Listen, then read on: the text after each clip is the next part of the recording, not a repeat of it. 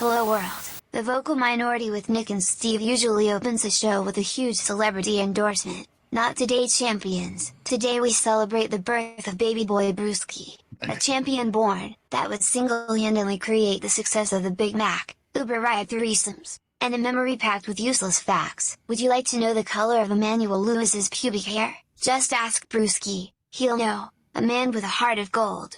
A Boston baby boy.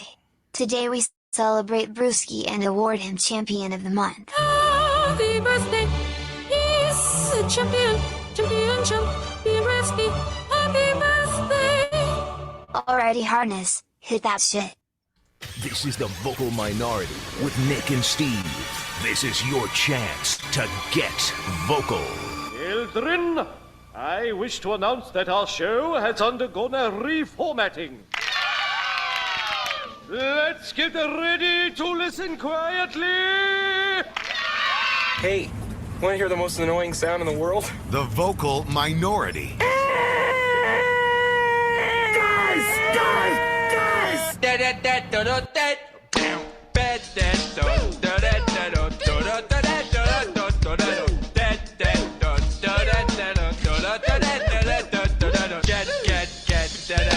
Fellas, you think we could listen to the radio or something? The Vocal Minority with Nick and Steve. Radio? Who needs a radio? Great heavens! What kind of radio show is this? This is the Vocal Minority with Nick and Steve. Welcome to the program, y'all. Recording date of, what is this, January 8th, 2023? Having a tough time getting into this whole 2023 concept, but me I'm too. walking in slowly. So, welcome to the Vocal Minority with Nick and Steve a la Brewski. Boston Booyah! We are here today to celebrate the man, the myth, the legend, Bison Brewski. For it's just one day shy of him turning 52 years old. But when the audience hears this, he'll be 52 officially. So congratulations. That is true. Take a moment of this silence. So, it's been like a really wicked piss a day. And I'm just going to go to the bar and I'm going to have a couple of beers and it's going to be a booyah type of day. Well, I hope it is a booyah type of day. Yes. Yes, you are a champion. Happy birthday, Brewski. Thank you so much. Appreciate it. Yeah, you made it another year. Are you surprised? Yes, actually, I am. Yeah. Barely hanging I'm surprised on. every day we all make it. So Yeah. We're all right there with you. Well, the show turns 20 as you turn 52. Well, that's almost. funny, anyway. The show's almost legal. Right. Yeah, depending Almost what state legal. you're in, I'm already able to bang this thing. So. Oh, I was talking about like booze and weed and that sort of thing. Oh, you've got to remember that sex is all that's on Steve's mind. Oh, okay. Pretty much. Is weed 21? I don't even know. Is that what the rule is? Yep. Here in Massachusetts, it is. Yes. Yeah. I never had to look into that part of it. So, but anyway, yeah. Happy birthday. Any plans? Doing anything? Driving? I mean, just Working. Just working. Oh, come on. Yeah. You got to work drunk at least. I mean, you know. No, I can't be doing that. Can't be doing that. That's right. You drive, don't you? Yes. Here's the deal, dude. As we get older, I mean, I'm always up for a birthday or whatever, but like, I don't know if this is just me or not, but like, I see a lot of people really give a shit about their birthdays, and I mean, it's just another day, pretty much for me personally. Like, I don't care if I have huge celebrations, if people say happy birthday and acknowledge it, it's nice. But other than that, like, I don't need to do a huge celebration, make a big deal out of it. I do. That's just me, though. Pure ego over here. Well, for me, it was just this milestone birthdays. Like when I turned 50, we went out and had a really nice dinner. And when my sister turned 50, actually, she got 2 birthday dinners out of me. She got Capitol Grill in Boston and Oscar Steakhouse in Las Vegas within a couple of weeks of each other. So Capitol Grill is so good, dude. Yeah, it really is. And I went to the Capitol Grill in Boston. It's a cool place. It was right around the corner from your hotel. Yeah. Yeah, I exploit the shit out of like marquee holiday or, the big birthdays, of course. But all the other ones, I still expect everyone to, I don't know, somewhat bow down to me and give me my, at least leave me alone if you're not going to, praise me. You want praise and a huge celebration? Well, Would be your ideally, preference? yes. It makes up for the other 364 days of the year that no one seems to give a shit. So, I do feel like, no, I don't really need the praise, but I feel like it's a day you should set aside and go do something nice for yourself for fun or unplug or do some treat. I usually ski on my birthday or go do something that's, fun. Yeah. It's more a day of personal reflection for me, I suppose. A lot of people take the new year of and I do it a little bit, but leading up to January 1st in the new year, they try and reflect back on the year and think about where they went wrong. You know what I mean? But I guess I just use my birthday as reflection to think about past birthdays. Where did I think I would be? Am I in a better place? Some. Maybe not so much here. I guess that's all that's really important to me. See, I spend every other day of the year reflecting on the shittiness and the mistakes I've made. So the birthday is the one day where I'm just I'm checking out. I'm going to do something fun. And, my 40th birthday, I exploited the crap out of my wife on that day. It was just a day of you're going to do anything I want. And it was a fun day, I got to say. And probably sad commentary that I couldn't get her to do those things on any other day of the year. So, yeah, I cashed it on that. But, since then, I don't know. It's just been a 40-something's birthday. So I'm hoping 50's a big celebration. But, yeah, I encourage everyone on their birthday. It doesn't have to be some extravaganza, but try to do something fun for yourself. And, For my 40th birthday, we had a big party at the house in Tacoma. Jen and I did. And we did a 70s theme since I was born in 71. Nice. And then I also filled the refrigerator with 40s for everyone to drink. Nice. Did you play Edward 40 Hands? I didn't, although not officially. But nobody else was really drinking them other than my buddy Kester and I. And so it kind of sucked because I was drinking 40s for the next week solid. I bet. Nothing but 40s. But here's the other part. It was really difficult at the time to find 40s where I lived in Tacoma. Oh. And the reason why was because my neighborhood was designated an alcohol impact area. So none of the stores in my neighborhood were allowed to sell 40s because there was so many, kind of, I don't know, not so desirable folks that would go in and buy 40s and get drunk and that sort of thing. So your community wrecked it for everyone else, you're saying? Pretty much. Well, there's a few places in Seattle that are like that, where they call it an alcohol impact area, and they won't sell stuff like Steel Reserve, which is that high alcohol content beer that homeless folks like to drink and that sort of thing. It seems like every state has that one town. Michigan, it's definitely Detroit. I was telling you guys this week, it's Bakersfield in California. It's Tacoma in Washington. So I would have thought 40s would be handed out at the, a corner market on every street. Put a stop to that shit, dude. They were like, nope, too many. But I only had to go a few blocks over to another neighborhood, and I could buy all the 40s I wanted to. And this was a major plus. I found this one store up on Hilltop that not only had a great selection of 40s, but they actually had one of those old school porn rooms in the back with a curtain. Nice. So you could go back there and you could buy like nudie mags and porn. You really were classy. 40s, peep booths. I mean, wow. No, not a peep booth. It was one of those things like where I grew up in Somerville, we had this store called Midnight Variety, and Midnight Variety had this one area that just had every kind of nudie magazine and that you could imagine. No videos, but just nudie magazines. And when we were kids, you'd kind of sneak in over there because you want to look at nudie mags. And the guy at the front desk at the register would always yell at you, "Get the hell out of there. I see you. You're not allowed to be in there." Right. We had a couple of those too. Does somebody make, nudie mags anymore? Is that even a thing? I mean, magazines in general are dying, but does someone still making porn magazines? It's just like even people that adore porn, people read the Kindle, but there's some people, the purists, that just like to smell the pages of a book. And so much easier to clean the screen of a Kindle, though, than it is sticky pages. I will tell you, I have a very nice collection of Hustler magazines from the 70s, actually. That does not surprise me. Do you have any Wii? No, I don't. Yeah. I don't. But that was a good one. Jugs was another one that was good. They used to call themselves the world's dirtiest tit mag. Classic. Oh, really?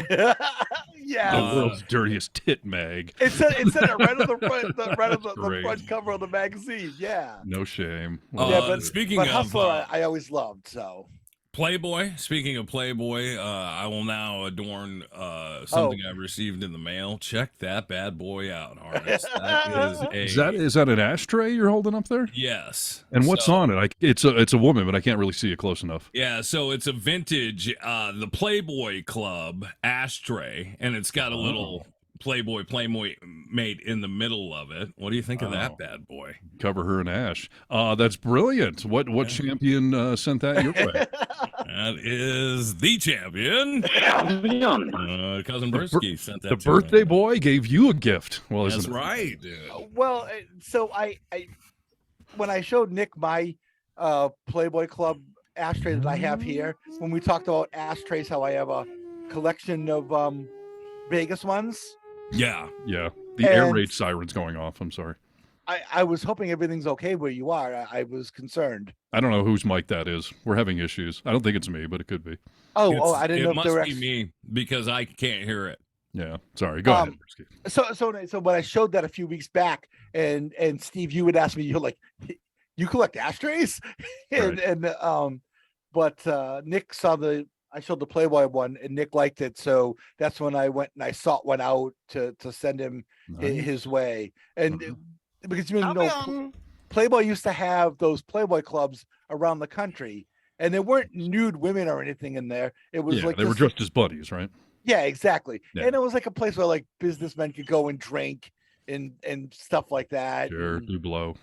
Yeah, all that stuff. Exactly. All the fun things that you want to do when you're in town for business. Exactly. Well, that's nice. Yeah. Well, so you had 40 ounces on your 40th. I ordered Viagra for my 40th. That just shows you the contrast. Did you honestly? Was that the first time you tried it? I did, yeah. And I set up this big expectation for my 40th birthday of like, we're just going to be naked all day long. Everything is in bounds. But then I was like, well, what if I, can't keep functioning? So, so I ordered Viagra for my 40th. A little backup for you? It turns out I don't really need it, and I'm naturally doing quite well. So, but I did try it. I mean, but I didn't even really notice the difference. But but I was covering my bases for a very important birthday. I was having this conversation with one of my brothers. I won't tell you which one, so there's a little anonymity there. But we were one out of two. Okay, good. Right. We were talking about Viagra, and I think he asked me if I tried it. And there was a time that I needed a little help with it, and it was based off my MS. So, which is it's quite common, right? So the doctor was like, do you want some Viagra? It's important to keep your sex life healthy and everything else. And I was like, sure, I'll try it. Good doctor. So I tried it, and it gave me really, really bad headaches. So I had to stop taking it. And it was also kind of odd. Like, we had that whole conversation, about like condoms and how they can kill the moment. Like, I never got into like, I'm probably going to be screwing somebody in an hour, so I'll take this now. So in an hour, I'm getting ready. It was just the preparation. But my brother's talking to me about it, and he was like, you know what? Take 3 of them, and you'll be good to go any time of the day. I was like, you're kidding, right? And he was like, no, it's killer, dude. 3. I tried 4 once. It's a little too much. 3 Viagra, fantastic. That seems like terrible advice. So how'd that go for you? I didn't try it. Okay, I'm like, fuck, that's crazy, dude. I don't want to have I don't want to be that guy who, like, if you have an erection for more than 30 hours, go to the ER. Like, I don't want to be that guy. So, yeah, nice. Well, I think that now these days they sell an extended release sort of thing, so that you take it in the morning and then it's in your system all day long. So if something happens to pop up, then then you can kind you'll be ready to go. Yeah, exactly. Yeah. There are also, tell me if either of the two of you know about this, but I've been seeing this on Facebook a lot lately. Do you get the Hims ads?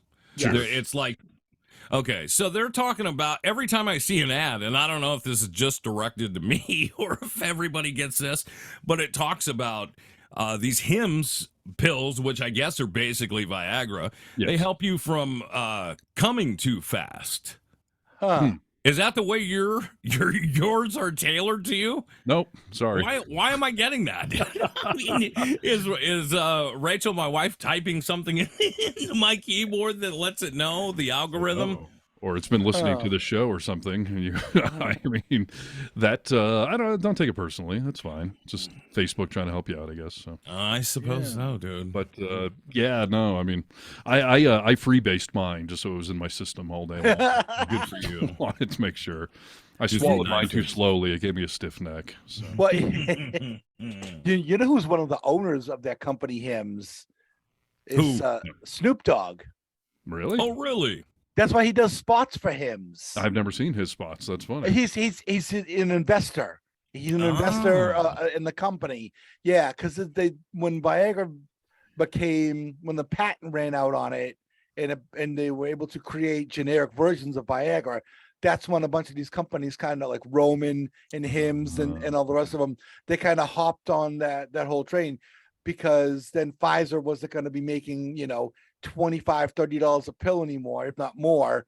And so now everybody can make knockoff Viagra because it's basically not patented anymore. Yeah, I get it. And so that's when this happened, and that's when I guess he got involved as an investor in Hims in particular.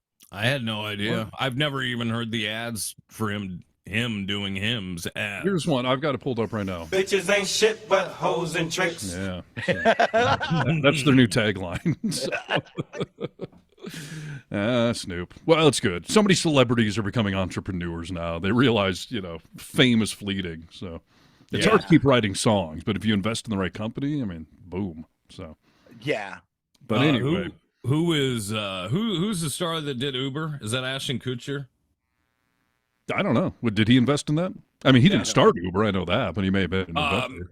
Yeah. What's the other one? Lyft. He did one of the two. He's a huge investor in it, and gave seed money to get it going or keep it going or something. Yeah, I believe it. Have you seen him on what do you call it? Shark Tank.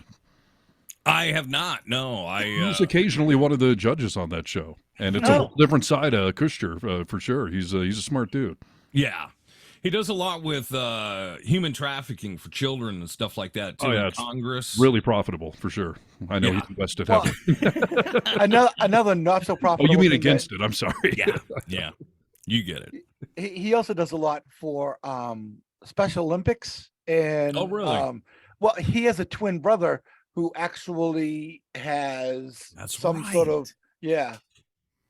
Oh, that is right, dude. I heard Ashton Kutcher talking at one point about his twin brother, who is developmentally challenged. I don't know if he has Downs. He has something. He's slow on some level, but Ashton Kutcher was talking about I felt guilt for such a long time, based off the fact that he's been hottest man of the world. I was gonna say that is cruel, God. He was like, I had it's almost like a survivor's guilt. Yes. Of, someone who's living, and he was like, my brother finally pulled me aside, and I mean, he's not so slow that he's nonverbal and can't communicate and stuff like that.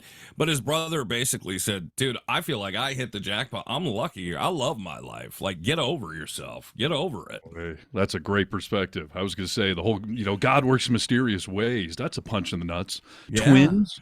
And one brother is multi-zillionaire, good-looking, and the other one's got mental, debility challenges. Jeez, that's a punch in the nuts. So, yeah, wow. Well, hopefully Ashton is hooking him up with money, and then that probably is a pretty good deal. That guy doesn't have to worry about anything, and Brewski. Hopefully so. Yeah, living back in Iowa. That's where they're from, is Iowa. Yeah, corn-fed. Hopefully he's sending naked pictures of Mila Kunis to his brother. I mean, come on, help the kid out. I mean, she's a little hottie karate body, dude. She is. Yeah. She is. I like that Mila Kunis. What's up? Where do they live? Ohio, Iowa. Well, he's from Iowa, but I don't think they live there. They live. Where does Chappelle live? Ohio. Yeah. Okay.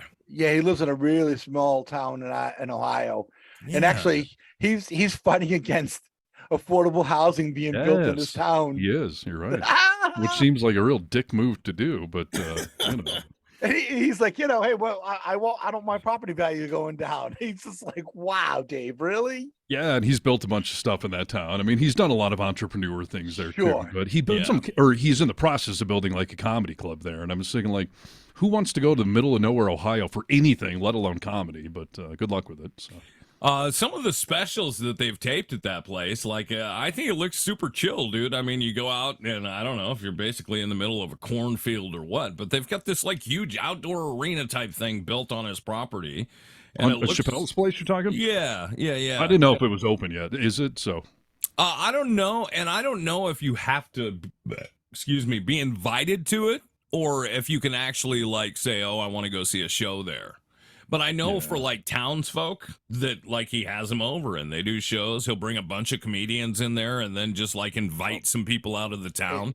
They get to see like I don't know Chris Rock and who would go out there. I mean, it's in the middle of nowhere, Ohio. It's you near, wouldn't you? If you I got an believe it's invite near Cincinnati. It's called Yellow Springs, Ohio. Okay. No, I stay away from Ohio at all. Austin expense to my life. So Well, especially if you're in that area because it's on the border with Kentucky. Right. That's what I'm saying. There's not a lot around Ohio. I mean, Michigan is the crown jewel of that area, obviously.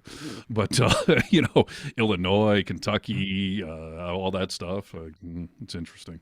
And by the way, here's an update from February of last year. The town has decided not to build affordable housing. Yeah, because Chappelle pissed all over it. I mean, yeah, because it says Ohio Village scraps plan with affordable housing after Dave Chappelle threatens to pull his businesses.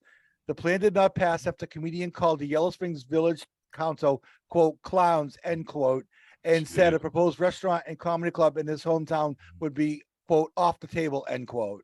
Wow. I mean, he's really using his fame, pushing that town around. That's a little mini series right there.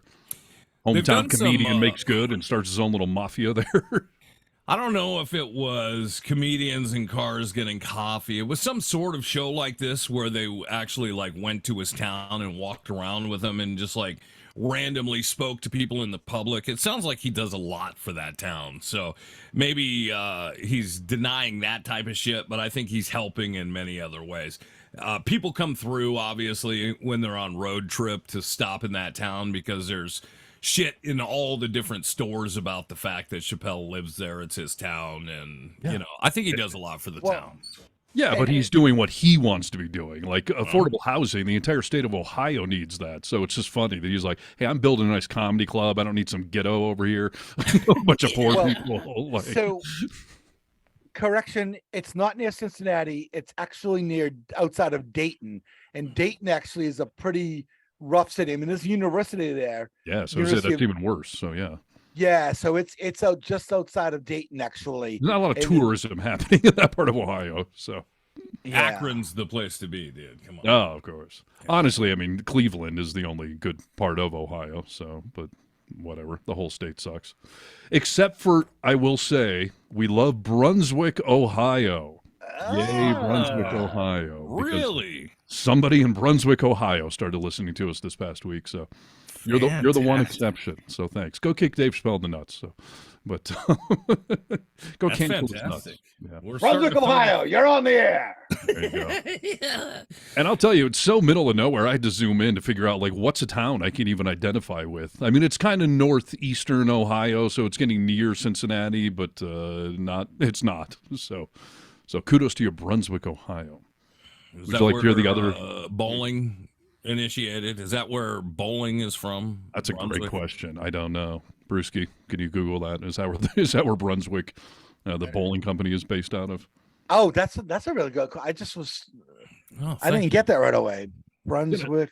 Bowling. There's not a lot going on in Ohio, so I can see them inventing sports you can drink heavily during. Yeah. Which is the only reason to bowl, quite frankly. The fact that you can drink while you're doing it. Any sport you can drink and do is good sport with me. So. Well, I've actually gotten into watching bowling lately just because it's a lot of fun on Fox Sports Network. And what's funny about it is that it's sponsored by Pabst Blue Ribbon. Yes. And there's this one dude who has like this massive fro.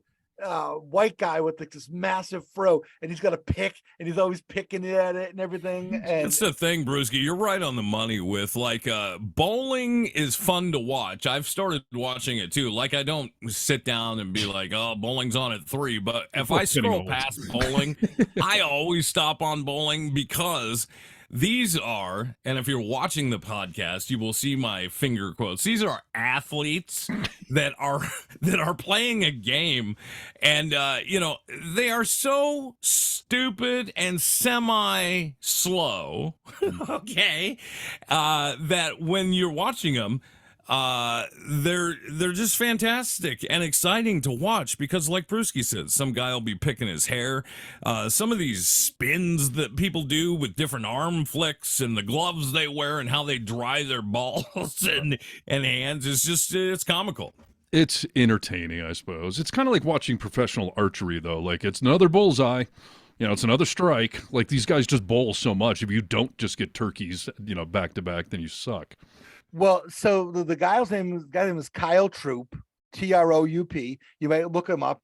And by the way, to your point, Harness, they just started a thing where it's kind of like the Major League Baseball equivalent of home run derby, where you basically have like 60 seconds and you go back and forth between alleys, and you have to bowl as many balls as you can and get as many strikes as you can. Nice. And it's a home run type. entertaining. Yeah, well, that's outside of the usual. Right. I'm glad they're taking it up a notch in the world of bowling. Well, and just extreme bowling. And just so you know, Brunswick is all over the country, but they primarily are based in Muskegon, Michigan. Oh, okay. Yeah. And they have jobs. Believe Michigan it or not, beat you again, Ohio. Fuck you. they actually have jobs. One in particular that you guys will like, based out of Seattle, and it's called Product Champion, and for their marketing departments. Nice. Champion. Professional champions. Well, we're all overqualified for that job, clearly. Have you heard of us? We are the champions. So we started the champions. Oh, now you are a champion. We can deem people champions. We can also ask people to be champions. Please, a real champion. Okay. we have the final say, quite frankly. So Crying out loud. Queen came to us to ask us about champion. They did. Star Dog Champion. They came to us as well. Mother Love Bone. Yeah. We started it all. Even before we were born, we started it. So, do you want to hear some of the other towns that have come on board in this past week? Yes. So, Brunswick, Ohio. Congratulations to you. I think the most exotic one, Lisbon, Portugal. Nice. Came on the map. Portugal. Man. Fala Portugal. Portuguese. I guess. Portugal, the country. Or Lisboa, maybe I got it wrong, but either way, somewhere in Portugal's listening. Lisbon is the capital. Okay, so somewhere in your neck of the woods, Brewski, Bridgeport, Connecticut is on the map now.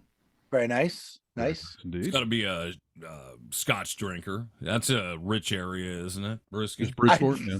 No, it isn't. It isn't. It used to be kind of nice. There's a university there, and actually, Manute Bol went to college there. Really? I just thought everything in Connecticut was nice. So apparently, no. It's Bol went to college there. Yes, he came over from, I forget where it was in Africa, and I guess somebody happened to be on like a religious mission or something like that, and stumbled upon him, and that's how he ended up at the University of Bridgeport. How tall was Manute Bol, Brewski? 7'7", I believe. Wow. Do you see the wealth of randomly useless knowledge Brewski has? We were talking about, dude, and someday you'll have to reveal what color Emmanuel Lewis's pubic hairs are. Yeah, save that for us, though. I always tell my kids, like, this random knowledge I have would be completely wasted if we didn't do, entertainment stuff, radio and podcasts. Yes. So it works well for us. Otherwise, it's taking up space in my brain that probably should be used for better things. But for sure. All right, Cliffside Park, New Jersey on the map this past week, which according to the map I was looking at, it's a stone's throw from Manhattan. It's like right across I don't know, is that the Hudson, East River? I don't know what it is, but some river there. It's right across. The Hudson River, yes. There you go. So at first I thought we had somebody in Manhattan, but then I zoomed in, and Cliffside Park, New Jersey. So that's Bergen County, though. It's close enough.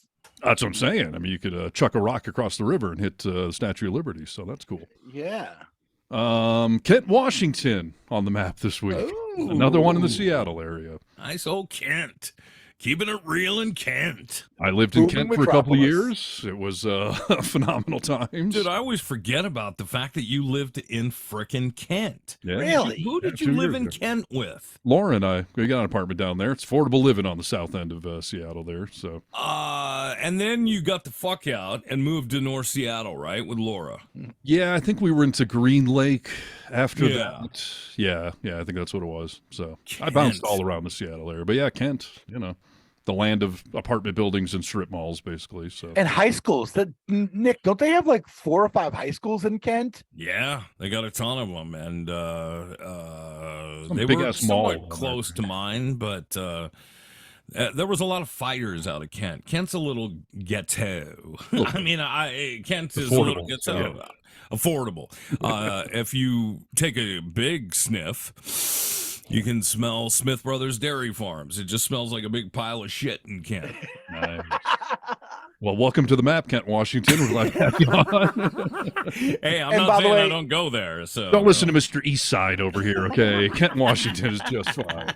And by the way, if you find people at Smith Brothers Farms would like to sponsor this great program, you're more than welcome to do so. Absolutely. We'll shovel shit for you. It's all good. Well, dairy farms are one of those odd smells that, like, I get off on a smell of a dairy farm. My sister loves the smell of a skunk. You know, some people love these odd smells. I love a dairy farm cow shit smell that's reeking throughout city. I like farm smells as well. Growing up in Michigan, I was on quite a few, and came in handy in my previous relationship. We'll see if that ever comes up again. The love of barn smells. Yeah, exactly. And I lost track, guys. Have I ever announced Capitol Hill before in Seattle as being a listener? I don't believe so, but my old neighborhood. Yeah. So Seattle, I think Seattle's our number one city as far as number of people, and I'm starting to lose track of the dots. So Capitol Hill I saw this week, and I'm like, was that already there? I couldn't remember, but yeah. So part of Seattle, nice. Capitol Hill, and yes, Brewski's old stomping grounds. Oh, yeah. Stone's throw from the old radio station. Yeah, just a short walk up the hill. Yeah, exactly. So. Stop by Linda's if you're there. I'm going to keep Coach. Yep.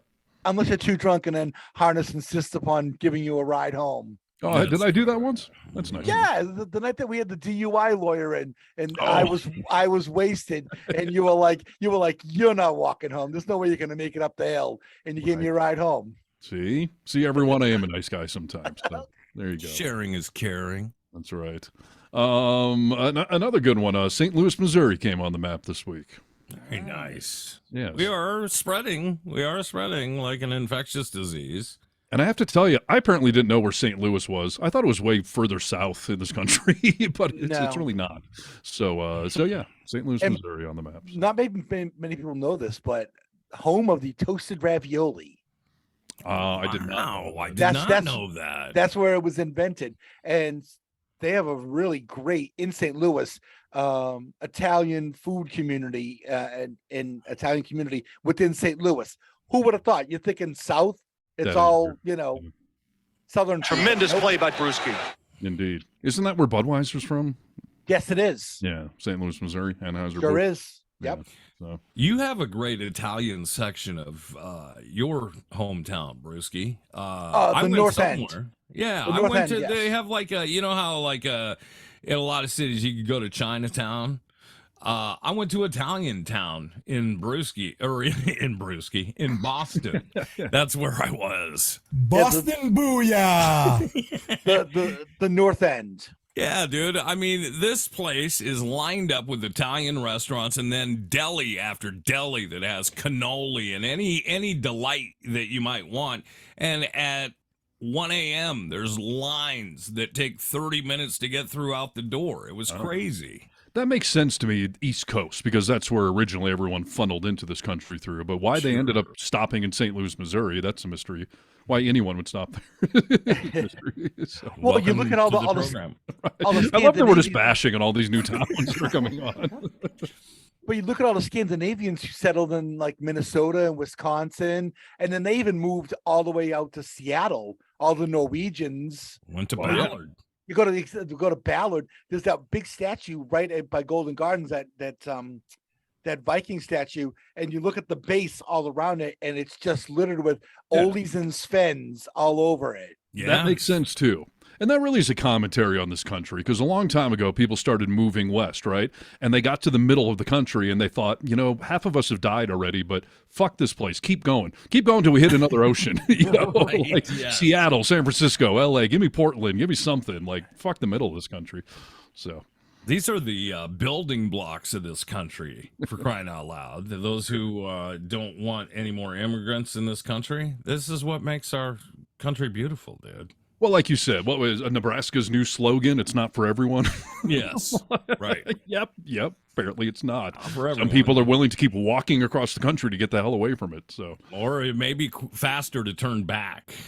But then you look at all the Germans that settled in the Midwest, in Nebraska, and also even on down to Texas. In Texas, there are a lot of, believe it or not, Germans and a lot of Eastern European immigrants. I mean, there's a town down there with the same name as my last name, actually. Brewski? No. No, my real last name, Fisher. Oh, gotcha. But with the C in the middle. But it's amazing. People don't think, they think of like the local Southern culture or the local Midwestern culture, but they don't think about the people who actually settled that area and where they came from. And they complain about immigrants coming here and how it's awful and that sort of thing. But at one point, your ancestors were the people that other people were complaining about. Of course. The irony of that is always humorous to me, that we're a country of immigrants, unless you're a Native American. But somehow a lot of people, they got here, they tried to close the door behind them. Yeah. Right. You selfish bastards. Nebraska does have a huge German population, especially Omaha, and Germantown. I mean, they have a really large German population, which is, it is weird. I don't know why my father went there from Germany, fucking went to, Nebraska. That seems odd, right? It does. And speaking of Germans, and I know, Nick, you've said on a previous show that you've got, your great-grandparents were actually, in the German army for the Nazis and whatnot. My 16-year-old last night was telling me stories about how her high school is ordering a bunch of swastikas and flags and a swastika thing you can put on lights to project a swastika up on the stage because they're doing the sound of music. Oh, I was going to guess cabaret, but okay. Ah, yeah, that'd be a good guess too. So I kind of thought in this day and age that when a high school does the sound of music that they would probably not use the Nazi flag. But her high school's staying old school. Well, so how do you order this? Like, do you go on Amazon to order a swastika flag or where, I don't think you can do that story without the Nazis, though. That's the problem there. Well, I had asked her, first of all, what website do you go to order swastika stuff? Is it for theater stuff only? Like, what did they say? But she was telling me that other schools don't necessarily do the swastika. They have like red flags with a white circle or a white circle with like a black X or something. Like some schools are just not comfortable for some reason ordering and displaying, swastika. I get it, dude. That's terrible. Yeah. But yeah, her school is sticking to the old school. And I asked them, like, at what point does society stop ordering Nazi flags just for the sound of music? Like, do we not substitute that with something else? But no. Who's the guy that's making Nazi flags and it's become profitable for him? You know what I mean? Like, we got another huge order. Exactly. Is it a good thing or a bad thing? I do not know. This high school's on some FBI watch list now, I would imagine. How does your youngest feel about it? Are they my youngest, Crosby? Or your firstborn, I mean. Okay.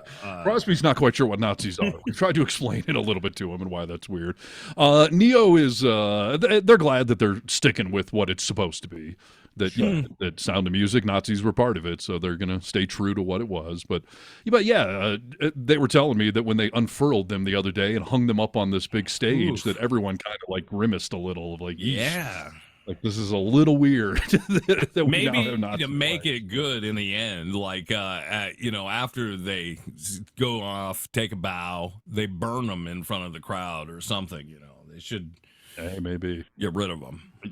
I'd love to see the clientele list from that website that they ordered from. A lot of productions in the South that Sound of Music for some reason, apparently. I don't know. Yeah, it's very popular. Hogan's Heroes is taking off over there. Right. I still like watching Hogan's Heroes. I know you do. I mean, yeah, it's comical. It's funny. Why wouldn't you? Let's be honest. I spend $9.99 a month for a particular streaming service on my phone, so that I can watch. Well, not just that, but Barney Miller, Maude, a bunch of those old TV shows I grew up with. Yeah. This particular, it's $10 a month, and I can DVR them and then go and watch them later on. I loved that show as a kid, and I never understood the real, what it was. They're in a concentration camp, basically, and no, prisoner of war camp. Prison of war. You're right. Sorry, it wasn't the concentration camp, but yeah, the fact that it was Nazis and all that kind of stuff. And Adam Carolla's got a great bit about how did they get away with making that show? What network pitch was that? We're gonna do a show set in Nazi war camps, but it's gonna be a funny show. It's gonna be funny. No, funny. Like someone made that. Someone pitched that show, and someone approved it. We're gonna keep it light, though. Do you know who the production company was that actually put that show out? Oh, boy. Who? Bing Crosby Productions. Really? Wow. Yeah, Mr. I beat the hell out of my kids on a daily basis. Take a lighter side of the Nazi. Is he from Spokane, Nikki? I think so, yeah. Yeah. God, Brewski, you are on it today. That's funny. Didn't we used to work with the son of... Who was the guy that starred in Hogan's Heroes? Hogan? Or no, what was... Oh, no, that's Bob Crane. Yes, we worked with one of his sons. We did? Yeah. The three of us?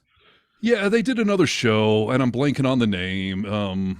On the Buzz? On the Buzz? Yeah, and it was Bob Crane's son.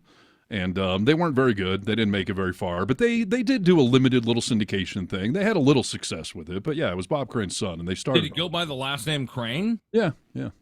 Boy, I can't think of it, dude. He did a whole thing about his dad. That's part of how they got that show launched, is he told a bunch of stories, because his dad was into all sorts of kinky, crazy sex things. Well, have you ever seen the movie Autofocus?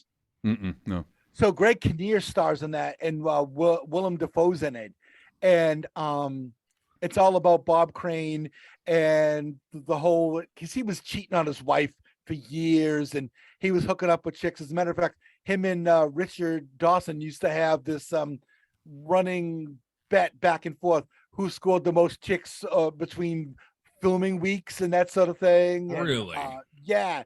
And so the guy that actually was helping Bob Crane meet all these chicks was a hanger-on from Sony. And this is when Betamax first came out. And this is when Betamax and VHS were first coming out, and who was going to be like the dominant... The big boy. Yeah. Yeah. And of course, we know it went to VHS, even though Betamax actually had better picture quality and that sort of thing. Yeah. And so this guy was recording all of these sexual encounters, and they would like do threesomes, him and Bob Crane, with like all sorts of hot chicks. Like Crane would pull in the chicks, and then they'd start like filming, and then the chicks would bring in more women and that sort of thing. And eventually Bob Crane got sick of, hooking him up and that sort of thing. And they say that that's the guy that actually bashed Bob Crane's head in with a tripod. Who? Richard Dobson? No, not the guy from Sony, played by Willem Dafoe in the movie. That was the guy from Sony, the Betamax guy. I see. Oh yeah. But you'll like the movie. The movie's actually really a good movie. What's it called? Focus? Autofocus. Autofocus. All right. Yeah. And Greg Kinnear does a decent job as Bob Crane. He's kind of, I don't know, a little campy, I guess. That's Greg Kinnear. Greg Kinnear's campy, I think. Yeah. I always assume, looking back at history, that everyone was so good and pure and noble. And, you realize humans have always been perverted, murdering freaks. Yeah. And stuff like the Bob Crane story tells you very well. Like, we're animals, dude. I mean, we've always been animals, and that's exactly what we still are. And now it's just getting crazier and crazier in some respects. Well, it's easier to spread it around now, Yes, it goes a lot faster. More people see it. Can you imagine a world today where what's the guy from Family Feud or Family Feud's name?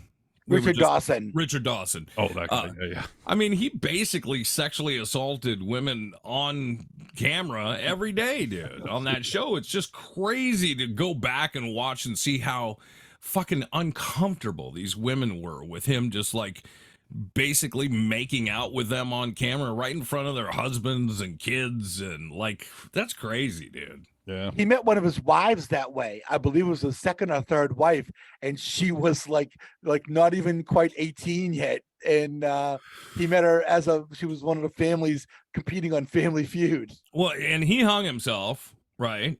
No, he died only a couple of years ago of old age or something like that. I know that he did not commit suicide. No. 2 different Family Feud hosts hung themselves. No. So you're thinking of Ray Combs. Now here's the interesting story about Ray Combs. Please. I love you, Brewski. Yes, go ahead. now this is a radio story. So I picked up this guy to bring him to the station one time when I was working at this rock station in Boston, and he was casting for the TV show Extreme Makeover. Not the home one, but the one where people go and get like massive plastic surgery. Yeah. We worked with a guy. We did in Seattle too that went on that show. Go ahead. No, sir, really? Yes, we did. He was a Cairo news guy. I won't get you off track, but he went on Extreme body makeover, whatever it was, and they cut a bunch of fat and shit off him. They really ended up fucking his body up, and I think he sued him. But he looked like a different person when he came back. No longer fat, but they also like added stuff into his chin to make it like a sharper jawline. I mean, they really fucked him up. He looked like a plastic person. It was crazy. Yeah, but it was good TV. So hey. Great TV. They did it right in time for Sweeps Week. Yeah, exactly. All right, so you picked the guy up in Boston. So he used to cast prior to that for Family Feud. So he would meet the families and pick the right families, and sure, and find women that were open to being molested on TV. There's a lot of things you have to do, you know. Are you a sex offender? But I guess they even had to like kind of figure out which families would play off each other better, sure, and that sort of thing.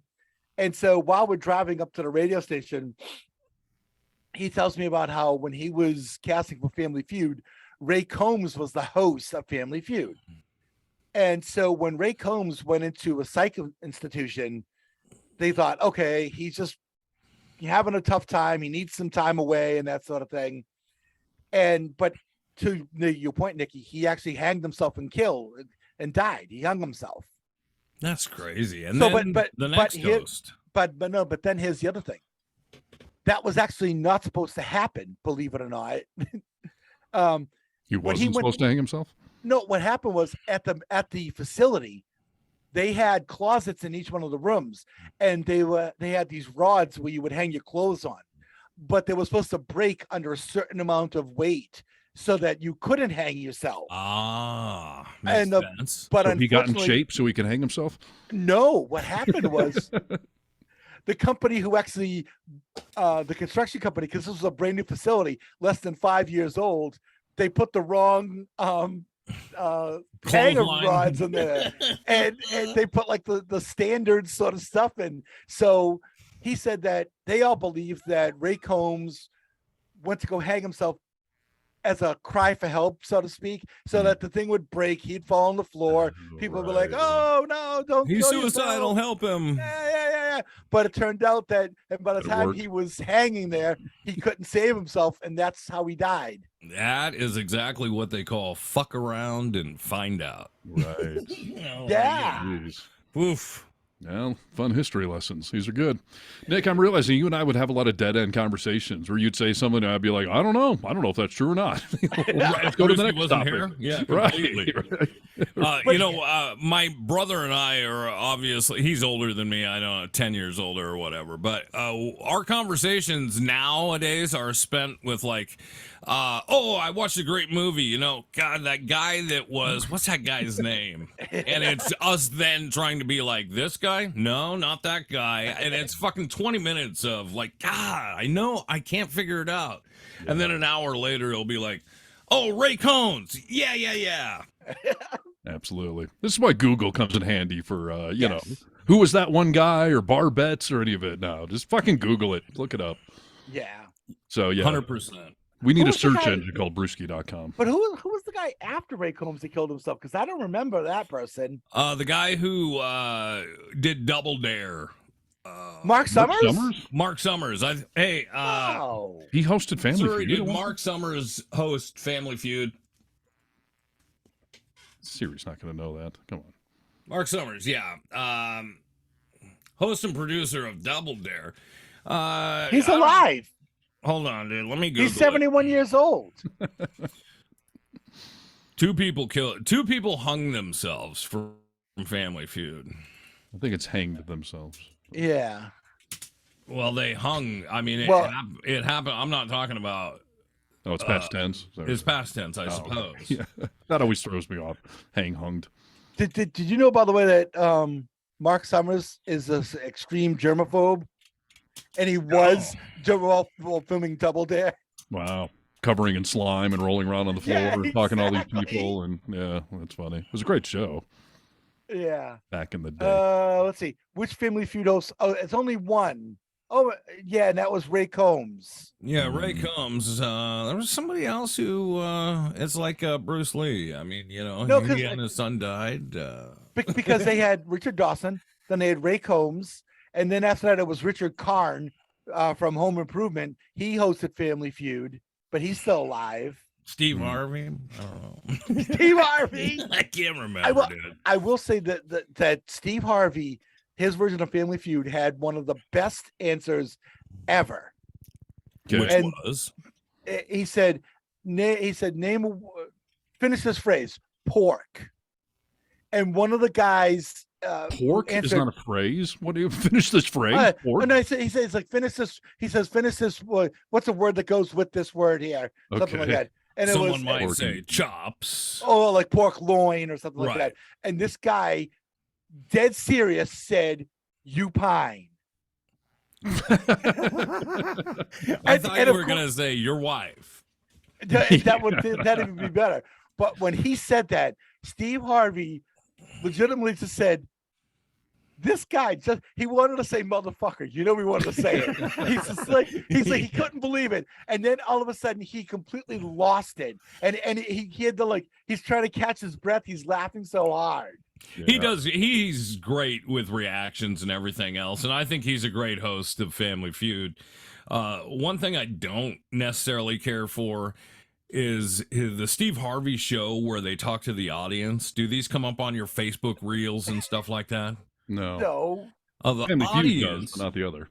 What's that? The Family Feud stuff does. Yeah. And there's a lot of great clips out there of double entendre answers and stuff. Yes. So. Yeah. Steve Harvey's doing this. He has the Steve Harvey show, which I suppose is like a Donahue or, it's like a talk show. But after the show's over, they do this thing where the audience can stand up, and I think it goes on for like an hour after the show, and they record it, of the audience asking Steve Harvey for advice. And it's almost like, and it's a very serious episode. Like, they really want his advice and everything else, but it's a lot of women men asking questions about their partners. Like, hey, my husband comes home, he doesn't want to do anything when he gets done with work and blah, blah, blah. What do you think I should do? And then Steve Harvey will give this long answer, and a lot of the time it's very chauvinist. Like, the lady will be like, I'm tired when I get home from work and don't feel like making dinner or don't feel like having sex. How should I tell my husband that? And he'll basically say, like, you should take your clothes off and get on all fours and, have sex with your husband. And somehow he'll make it like a marriage needs this, but I was going to say what makes him qualified, but I like his answer so far. So yeah, it's I find my mom started watching it, and they started ending up on my Facebook page. It's really crazy. That's funny. Yeah, fun stuff. One of these days, we need to flip through our Facebook news feeds. I'm just curious, like, what kind of stuff does your phone show you versus my phone? And, because it's figured us all out. Mine is mainly Marvel and dirt bikes. I assume that's not how your feed goes. So it's not. I have a lot of UFC on my Facebook. Interesting. And because usually when one will come up, I'll watch it if it's an old fight or something like that. I get a lot of UFC. I get a lot of that Family Feud shit. But for like, what do you get for new sales stuff? What comes up? Nowadays, there's a lot of dating apps because they figured me out on that part for sure. I will tell you, like on my news feed, like the news articles that they post, not my you guys posting stuff. Yeah. It's so funny because my typical feed will be, it's almost first a Marvel story, and then it's something about politics, and then it's almost always some famous woman on the beach showing off her sun buns. Like, really? You really know me, Facebook, don't you? Dirt bikes, superheroes, political news, and hot chicks in thongs. So you're doing good, Facebook. I can't say that you're wrong. I mean, yeah. No, I mean, I guess that's what it does. Oh, well, I opened my Facebook to see what the first ad would be, and it's this. AARP. Yeah. I guess that tells you where we are. Yeah. But yeah, second thing on there, little UFC action. Yeah, we should go through and see what they are. That's hysterical. I didn't know you were a UFC fan. What's your recurring themes, Brewski? Have they figured you out? Yeah, it's a lot of car stuff. For some reason, I keep getting lots of pictures of castles of the world. Maybe because I've liked a few pictures here and there. Yeah. You know, have you ever stopped on something and you're like, wait, don't stop, because now I'm going to get nothing but videos about this? Or there's times like my kids will come in the room and I'll stop scrolling and I'll talk to them, and then I realize I stopped on some video of something and it's playing. Now, great. I'm going to get nothing but things about this. You can reject it, though, right? Do you know that? What do you mean? Like when they show me a video? Yeah, anytime you get an ad or a video, if you click on those three dots up to the right, you can say, like, I'm not interested in this. I never want to see it again or whatever. And you got to do that sometimes. I sometimes do. There was a point where Facebook, I guess because I was doing politics, they started showing me a bunch of conservative, that Ben Shapiro or shit. Yes. And I was just like, no, stop showing me this shit. And it took a few days to filter it all out, but it did go away. So, but yeah, I just, there's some topics I don't want to tell them. Like, you know, I may be sick of dirt bike videos, but if I say no to one, then they get rid of all. You're gonna lose it, yeah. So have you noticed since Musk took over on Twitter that you're seeing a lot more right-wing stuff on your feed? You know, I don't scroll through Twitter too much. I go on there to post our stuff, and that's about it. So I don't have a good bearing. Plus, I'm new on there, so I don't know what it was like a year ago or whatever. I'll tell you what, I noticed on my end of things that that I'm seeing a lot more right wing, like people I don't even follow, and no one that I follow would be sharing that particular material either. And it started happening just after he took over. Interesting. Yeah, I wouldn't doubt that at all. We've seen the spike in it all, so yeah. And I've definitely made a commitment to myself. Like you brought up Ben Shapiro and stuff like that. Like I get a lot of that shit on my feed, and I don't ask it to go away, just because I would like to. You want to see?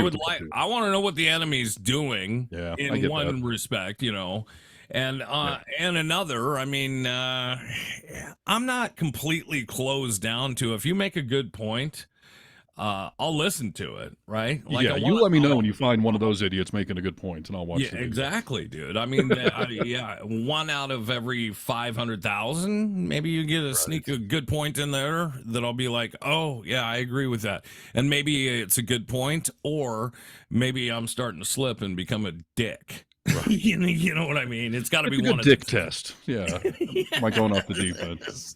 Speaking of dicks, the other big thing I get nowadays on every platform I go on, Wednesday Addams. She just keeps showing up in all my feeds. I bet you love that. You haven't said, I'm not interested in that one, have you? Well, it's good show prep research. So. And I'm telling you, I'm still Jenna Ortega. Like, now I know who this woman is.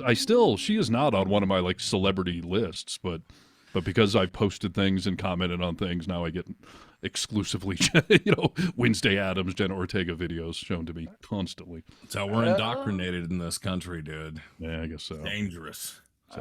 Speaking of indoctrination, yes, are you guys involved in this conversation of the price of eggs in America? Well, I see people on the social medias debating it, and I see some crazy prices out there. Someone the other day tried to post like, "Look, these eggs are $12. These eggs are $12." They negated to point out it was a pack of 24 eggs. Right. Okay. So which is still, I mean, I suppose it's expensive for eggs. I'm going to break this whole egg thing down. Brewski, are you hip to egg prices? Yes and no. I don't eat a lot of eggs. All right. I eat a lot of eggs, and I don't care what they cost. I don't even look. What are they, $6 a dozen or something? I mean, I know this is a big Fox News talking point, that the price of eggs. It must be a huge Fox News thing. So let's rewind back to fucking 8 months ago when we're starting to see all the prices and the raise and the empty shelves, deliveries are late, all the issues we had post-pandemic, right? Yes. Yeah. My brother, who is a conservative, is all over me about every time I talk to him. He's like, have you seen the price of eggs? And the first couple of times I didn't really engage, but I was like, He kept saying it so much that I finally asked him, do you eat a fuck ton of eggs? Right. He was like, yeah, I go through a couple dozen a week between him and his family or whatever. A couple dozen a week? Okay. Jeez, that's a lot of eggs. I think part of the problem is his daughter eats through a feeding tube. Oh. And I think she takes a lot of raw eggs mixed with stuff, okay? So they're going broke now with the price of eggs? I said to him, I was like, okay, say you eat 4 dozen a fucking month, and say they're $8 a dozen, okay? You're spending $32. You and I will go into a bar and each have 2 drinks, and it's that bill every time, and you never fucking complain about that. Right. I said, why are you on these eggs? Well, then I see it popping up all over Facebook. People are talking about the price of eggs, this and that. So finally, I want to shut my brother up because I feel like, oh, have I made you feel dumb enough for complaining about fucking egg prices, dude? Obviously not. So I tell him, I went and researched it. There's basically, and you can fact check this or whatever, basically 3 major companies that provide most of the eggs to America, okay? Yeah. There was some sort of chicken disease that they had to get rid of they had to kill a bunch of chickens. Oh, thanks, Biden. Thanks a lot, Joe Biden, you fucking asshole. So I called my brother and I was like, I think I solved the egg mystery. Because he thinks there must be some conspiracy going on with Kamala eggs. Harris. Yes, I know. Yes. Right.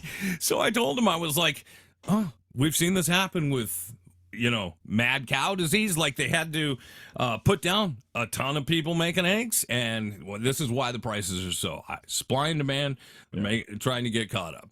He's like, yeah, I don't think that's it. I was like, it is it, dude. Here's the article. What is it?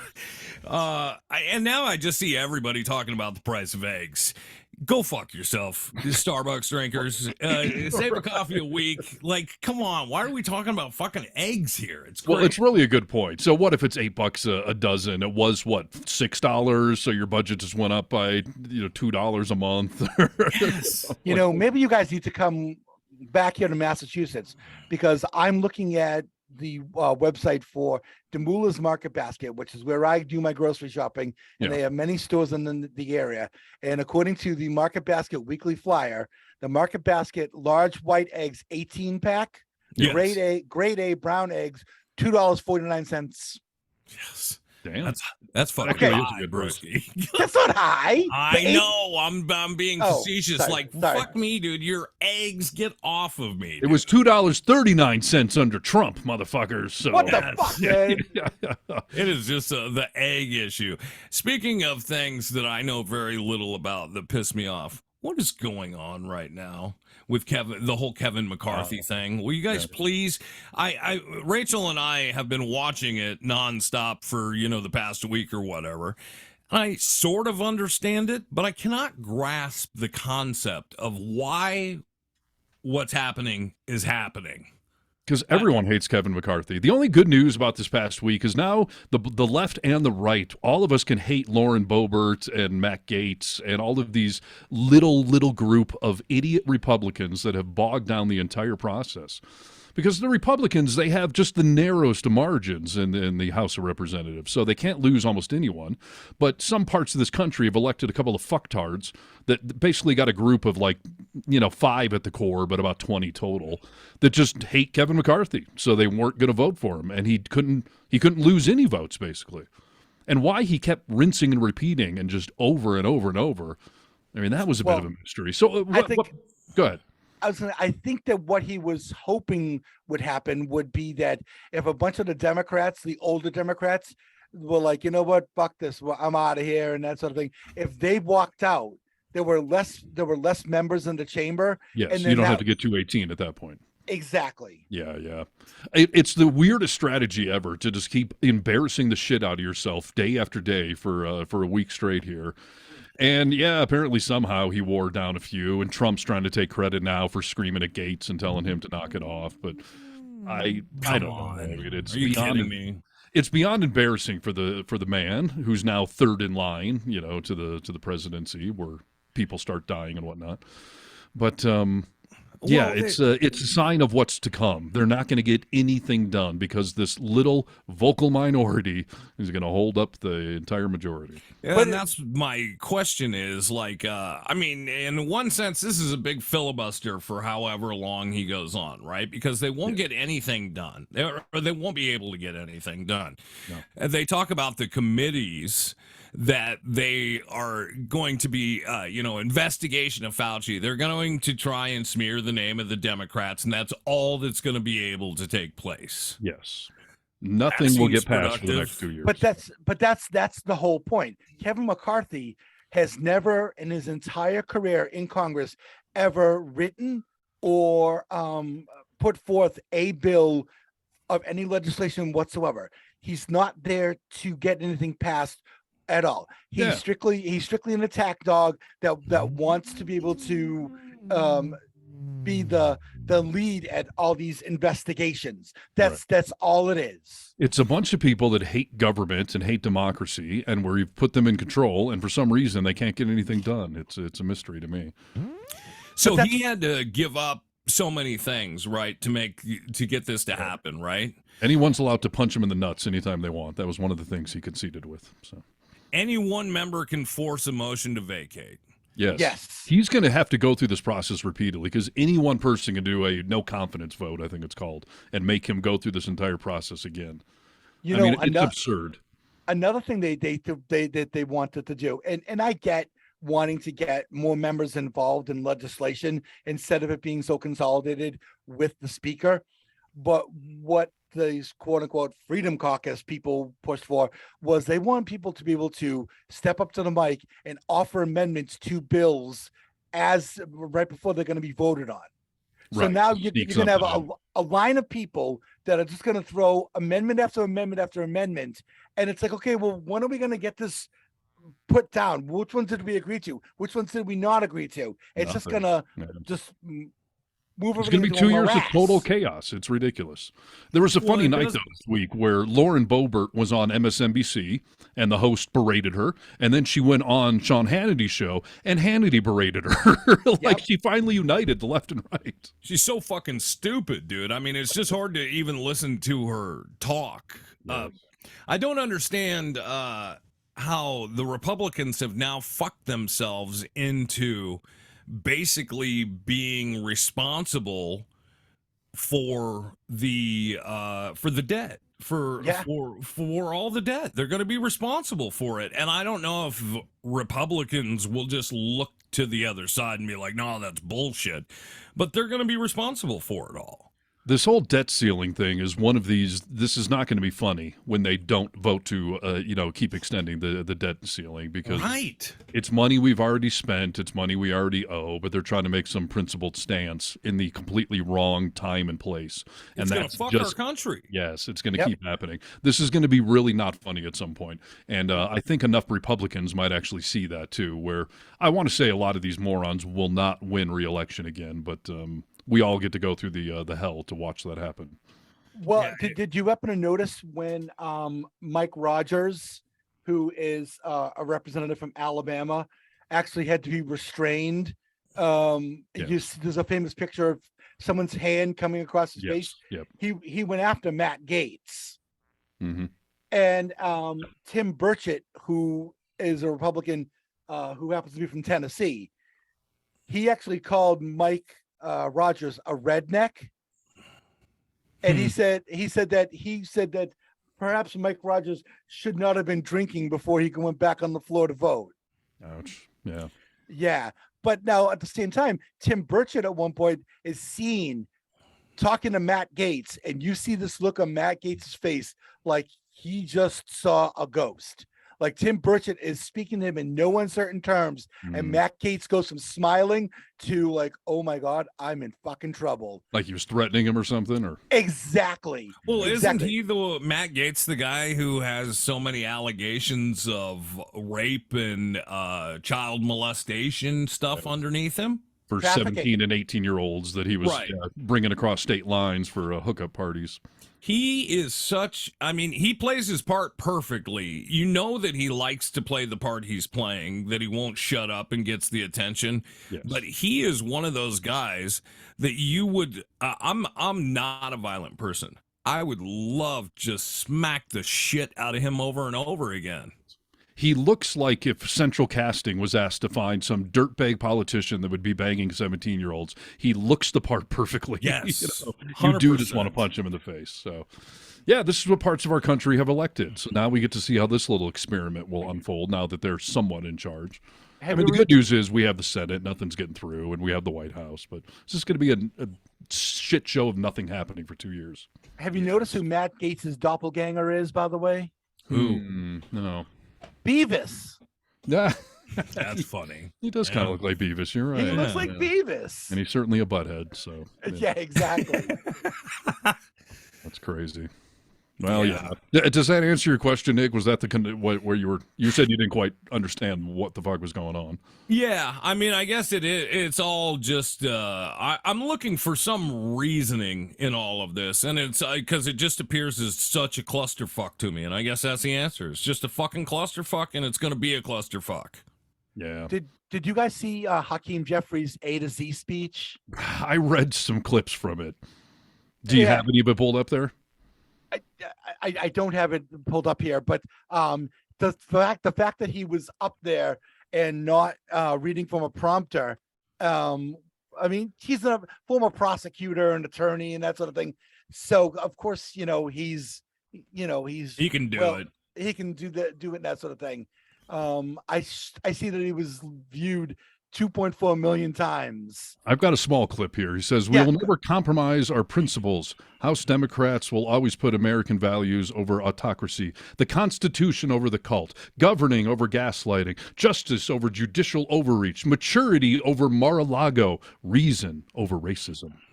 Wow. I like him a lot. I think he's great. I think we're going to see a lot more of him. Rachel seems to think that he may be president one day. Yeah, he's got the it factor. Or maybe he'll just be the next Pelosi that's just going to be the speaker the next 20 years or whatever. Well, he's the actual hand-picked successor for her. Yes. She picked him in part because he is a moderate like her. He's a centrist. And he's young. He's up and coming. He represents a more diverse, a constituent and all that. Yeah, he's from Brooklyn. He's kind of got that New York sort of thing about him. And that he might be our Brooklyn listener. We do have someone in Brooklyn listening, so I assume it's him. Representative Jeffries, if you would like to come on our show anytime, we would happy to have you. We'd be happy to help ruin your career by coming on the show, discussing the things we discuss. So, it's those politicians that are intelligent, that are smart, that are coming on shows like this, podcasts like this. I think I told you guys, Hillary Clinton wouldn't do Stern, and she came on after she lost and basically said, like, it was a huge mistake. It was a huge mistake to not come on a show like this and be able to, try and get some voters. Yep. Well, anyone's welcome, so come on down. Champion. Well, personal stuff? Anyone want to discuss feces and whatnot, or what? Oh, As long I as can we're- discuss feces. As long as we're going from politics, might as well talk about other shit throwing going on. I'm so fucking hungry, dude, that I haven't thought about it. So let me think about this. Oh, Right? don't bring up being hungry to me. Oh, Right? fucking Listen, starving. I'm starving. I really have. I've had maybe 3 slices of bacon today. That's it. Yeah, I have yeah. had no food at all. I woke And- up and had biscuits and gravy, eggs. Wow. I did have some bacon, and then afterwards I had a big glass of orange juice. Someone get me some Cheetos! I know you're hungry, Brewski, but let me get through this, okay? And then I had a couple of pancakes. Yeah, I'm in the middle of fasting right now, which is what these two fuckers are. I'm pretty starving myself. So. We'll get to my struggles momentarily. Starving, dude. Yeah. Steven brings up pooping because I had a doctor's appointment on Tuesday, and I get there and I got a laundry list of shit that my doctor wants to try and get through with me. And I walk in, the first thing she brings in is this little envelope, and I was like, what is that for? She starts pulling pieces out of it. We're voting on the Oscars. Yeah, I thought, what are we doing here? Like, is this a customer survey or what you want me to fill out? But no, it's not. So it's got vials and fucking, Q-tip swabs in there. And she's telling me, like, okay, this is a big piece of paper. It's gonna go over your toilet seat, and you're gonna take a poop. And this is exactly how she says it. It was not real clinical. She's like, you're gonna take a poop. Your poop is gonna fall on this paper, so it's not gonna go in the water.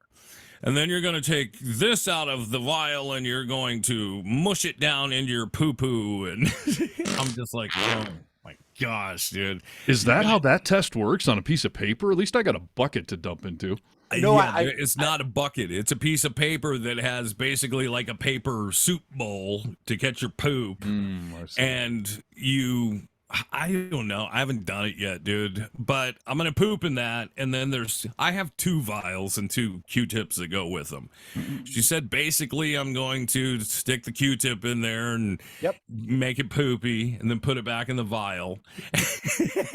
And then she was like, and when you're done, you just make sure they're sealed up real good. You'll hear a click so they don't come apart. You put them in this envelope and lick the seal. I was like, I'm not going to be licking that fucking seal. Might use a sponge for that. Yeah, a wet finger or something. And she was like, and then it's the mailman's issue after that. And I was like, that is awful that the mailman has to do this.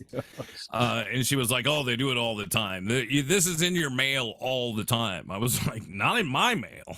I mean, maybe in the American mail, but There's poo going all over the country right now. And it's intermingled though with your mail. So when you pick up your bills to open up, you're getting all sorts of poop and all sorts of fun stuff all over. So she tells me that you mail it, and then it'll, after it arrives, it'll take about a week to get your test back. And she said, you mail it to Mar-a-Lago, and then, You're right. She says, assuming everything looks good, you're fine. You're done. If something is off, then we'll schedule a colonoscopy. Why did I not get this option? My doctor told me that now that we're 45, I'm 46 now, but, that we had to get a colonoscopy. They never gave me the poop in the box option. Why'd you get that? I got that too, by the way. What the hell, man?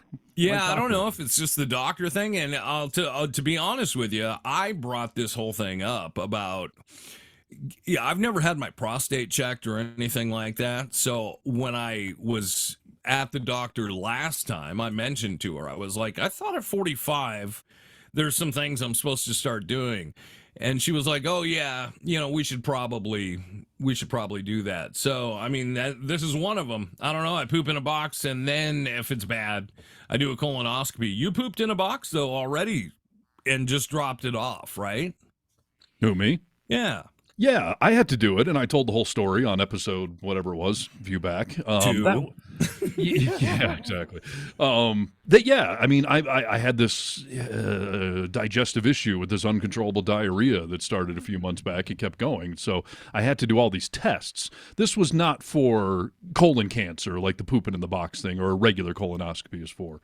So yeah, I had to take multiple vials, and I pooped in a bucket, and I had to scoop it all out with a tongue depressor and put it in these vials. It was a humiliating, degrading experience. But did you only get the colonoscopy referral because that test you did there, something came back negative or weird? No, so like a year ago, I had just my general physical at, after age 45, and the doctor told me that, you're eligible for a colonoscopy now, so you should do it. She never gave me the option to poop in the box. And according to the commercial, you're only supposed to do the colonoscopy if you have some family history of colorectal cancer. Right. You're supposed to be able to do this pooping in the box thing first, and I never even got that option. But now that I've had all of this weird gastrointestinal issues going on, I've just been leapfrog to the front of the line for a colonoscopy, which I am undergoing tomorrow, as a matter of fact. So that's why I'm fasting today. And after the show, I'll be taking 24 pills that will make me just have a streaming waterfall yet again. Serene You're just going to waterfall. be shitting for the next. Well, and here's the thing I thought about, dude. Not to manifest this, but Yeah. How do I drive there? Yeah, you got an hour drive, right? Yes. I asked my doctor about that. Like, hold on, how am I supposed to drive to the hospital to get this colonoscopy if I'm chocked full of diuretic medicines? And she claims, and we're going to test this theory tomorrow, that that far into the process, your colon should be completely cleaned out. So you do have to keep having the medicine in your system, but you should be able to go a few hours without having to, pull over and go to the bathroom. And not only is this hospital I'm going to an hour away from where I live, but there's going to be a full-on blizzard happening tomorrow. So I'm assuming it's going to take me, instead of an hour, probably at least 2 hours. Well, yeah, and I mean, you're going to have over a couple of feet of snow are expected to drop. So yes, it's going to be a tough drive. And I thought to myself, maybe, just maybe, you should head down today. Spend the night today. I don't know about that. I mean, maybe, but I want to be in the comfort of my own home, in my own bathroom, as I have this waterfall action happening. And if it really is the bulk of it tonight, and I'm basically done tomorrow with that portion, then I don't know. I guess I'm okay with it. But have you pooped it all today? Just regular poop? Yeah, my usual morning constitutional. Yeah. Hopefully you'll be good, dude. We'll see. This is going to be quite a process. I mean, and I read on the directions yesterday, because I finally sat down and read the whole thing yesterday, and I realized that I don't get to eat it's going to be over 24 hours. Because basically it said on the 24 hours out, that breakfast, you can have a very specific dietary breakfast. And it actually is stuff I already eat. Basically, it was eggs and white bread or cottage cheese, things like that. So I eat eggs every morning and a bagel. So I had eggs and a bagel this morning, and then that's it. So now I can only do clear liquids and Jell-O for the next 24 hours. And the Jell-O cannot be red or purple for some reason. I don't know if that's conflicts with the dye they're using or whatever, but probably. So I've got. It'll look like there's blood in your stool, maybe. That could be. So I don't know, but yes, I can drink pulp-free orange juice, and I can drink 7-Up, and I can have Jell-O. So I've got a fridge full of orange Jell-O and a 2-liter of 7-Up that I'll be living off of for the next 24 hours. Yeah, that's a tough one, dude. And then once I'm done with this process, it's still another 2-hour drive home in another snowstorm still, and part of me is like, well, I'll just go immediately to some restaurant and get a good meal. But then I just took a diuretic several hours before that. Am I going to get home with fresh stuff going through my system? This is the truth, dude. I mean, are you preparing to have a change of clothes? Just in case, I'm saying this, just in case. Yes. Maybe a small bucket and some toilet paper, maybe some baby wipes, shit like that. I mean, I would put it in my car. I'm packing an emergency suitcase today that if I do get out of this thing tomorrow and I have to stay up there in the north end, that at least I'm going to have clothes and bathroom stuff. But I thought, like, I should probably bring some sort of, like, towel, like, if I have to sit on it. What if I'm going to have an You should definitely do that. And yeah, I'll bring some wipes, but you got to keep in mind, I'm in the mountains in a blizzard. I don't have the option to just pull over and run out in the woods and, take a dump. I'll get hypothermia. And the entire route I'm going is populated. There's no good chunk where I can just pull over on the side of the road. I got the solution right here, dude. You drive a RAV4. Yes. Back seat. Put the seats down. So if you have to go back there and lay down, you can clean yourself up. the misery that I have to contemplate for this. Take my diaper, Daddy. Oh Exactly. my gosh. And the other problem I'm having is I don't have anyone to take me to this thing. You know, it's a bitter reminder of being a single guy at this stage of life that my person is not here to drive me. So I'm going to have to get up. I'm going to have to do snow removal in the morning. I have to take another round of these 12. It's 24 pills. You take 12 the night before and then 12 the morning of. And then I'm going to have to drive in a blizzard 2 hours. I'm going to be sedated. I'll be unconscious. So I'll then wake up and I'm going to be starving. I'm going to be groggy. I will have just been roto-rootered, having a garden hose shoved up my ass. And then I got to get in the car. And here's the thing. They technically, they don't allow you to leave, to drive yourself home, right? Yeah. So I told the hospital, I don't have anyone. So my plan is I'm going to get a hotel in your town and I'm going to have a taxi cab take me to and from. And they said, okay, that's acceptable. Problem is, there's actually in this little town up on the North Shore, there are no taxis. There's no company that serves that town. So maybe there's an Uber driver, but it's also in a blizzard. So I don't know if Uber is going to be working or not. So I'll tell you what my plan is right now. I'm going to get done with this procedure. I'm going to look at my phone and go, oh, hey, Uber's, they're there. They're waiting for me. And I'm just going to leave. And if they walk me to the curb, like in the wheelchair for insurance purposes or whatever, I'm just going to stand up and leave. And what are they going to do? They can't tackle me. They can't bring me back in the hospital and tie me to a bed. And if I have to sign out AMA, against medical advice, I'll do it. But I'm leaving. You're not keeping me. It's not against the law, right? It's just against policy. And I looked it up too. Your insurance company is not allowed to negate the entire thing just because you signed out AMA or walked out of there. So that's my plan. And we'll see how that goes. You know what you could try to do too, Steve, is you could try to schedule an Uber ride. And so then what happens is like, say your test ends at say 2 p.m. and they think it's going to be another couple hours before you're free to go and that sort of thing. Yeah. You can actually schedule the ride for say 4 o'clock.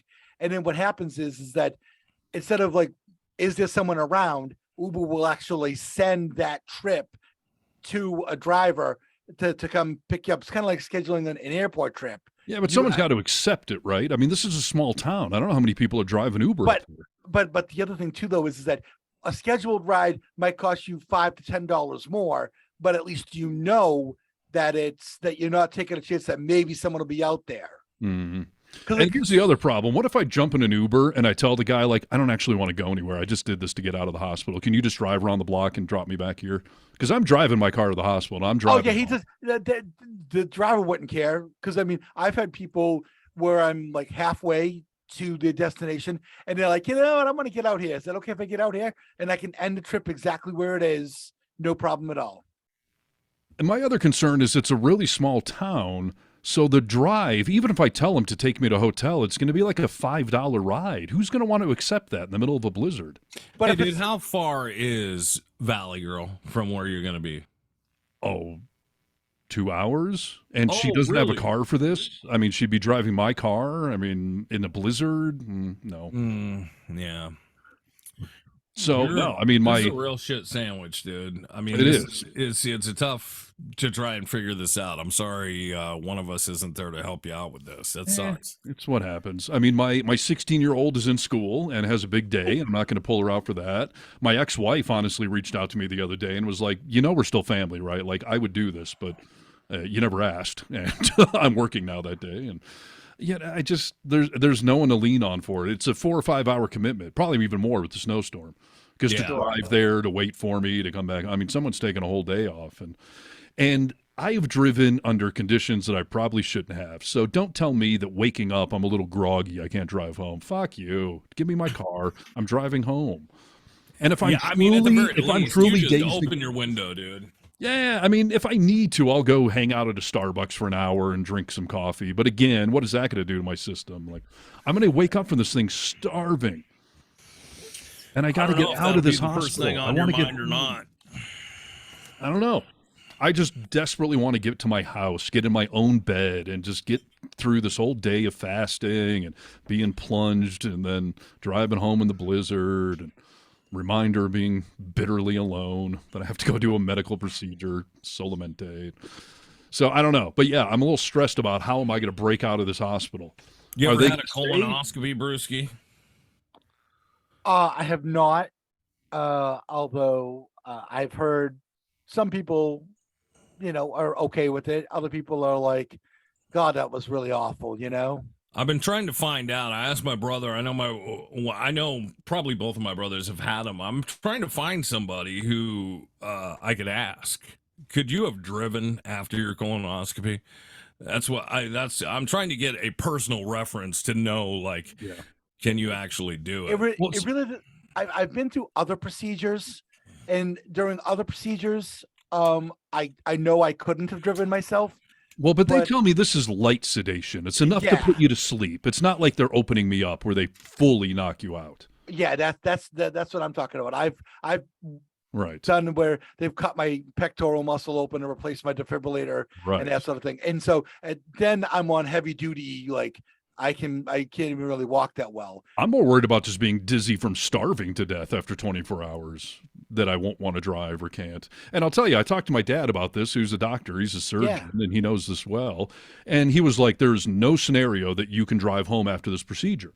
And I said, okay. I said, Dad, I got a hotel room. I don't. But I said, what if I'm done at noon and I go to the hotel and by 2 or 3 o'clock I'm fine? Can I drive home? He's like, oh, of course. He's like, you should be fine a couple hours later. It's totally fine. I'm like, then bite me. Like, okay, so I'll go sit in the parking lot for an hour if it's really that. If I just need to wait an hour or two, like, please. Maybe you should pack like a couple of Lunchables or something like that in your little to-go suitcase, so that when you get out of your procedure.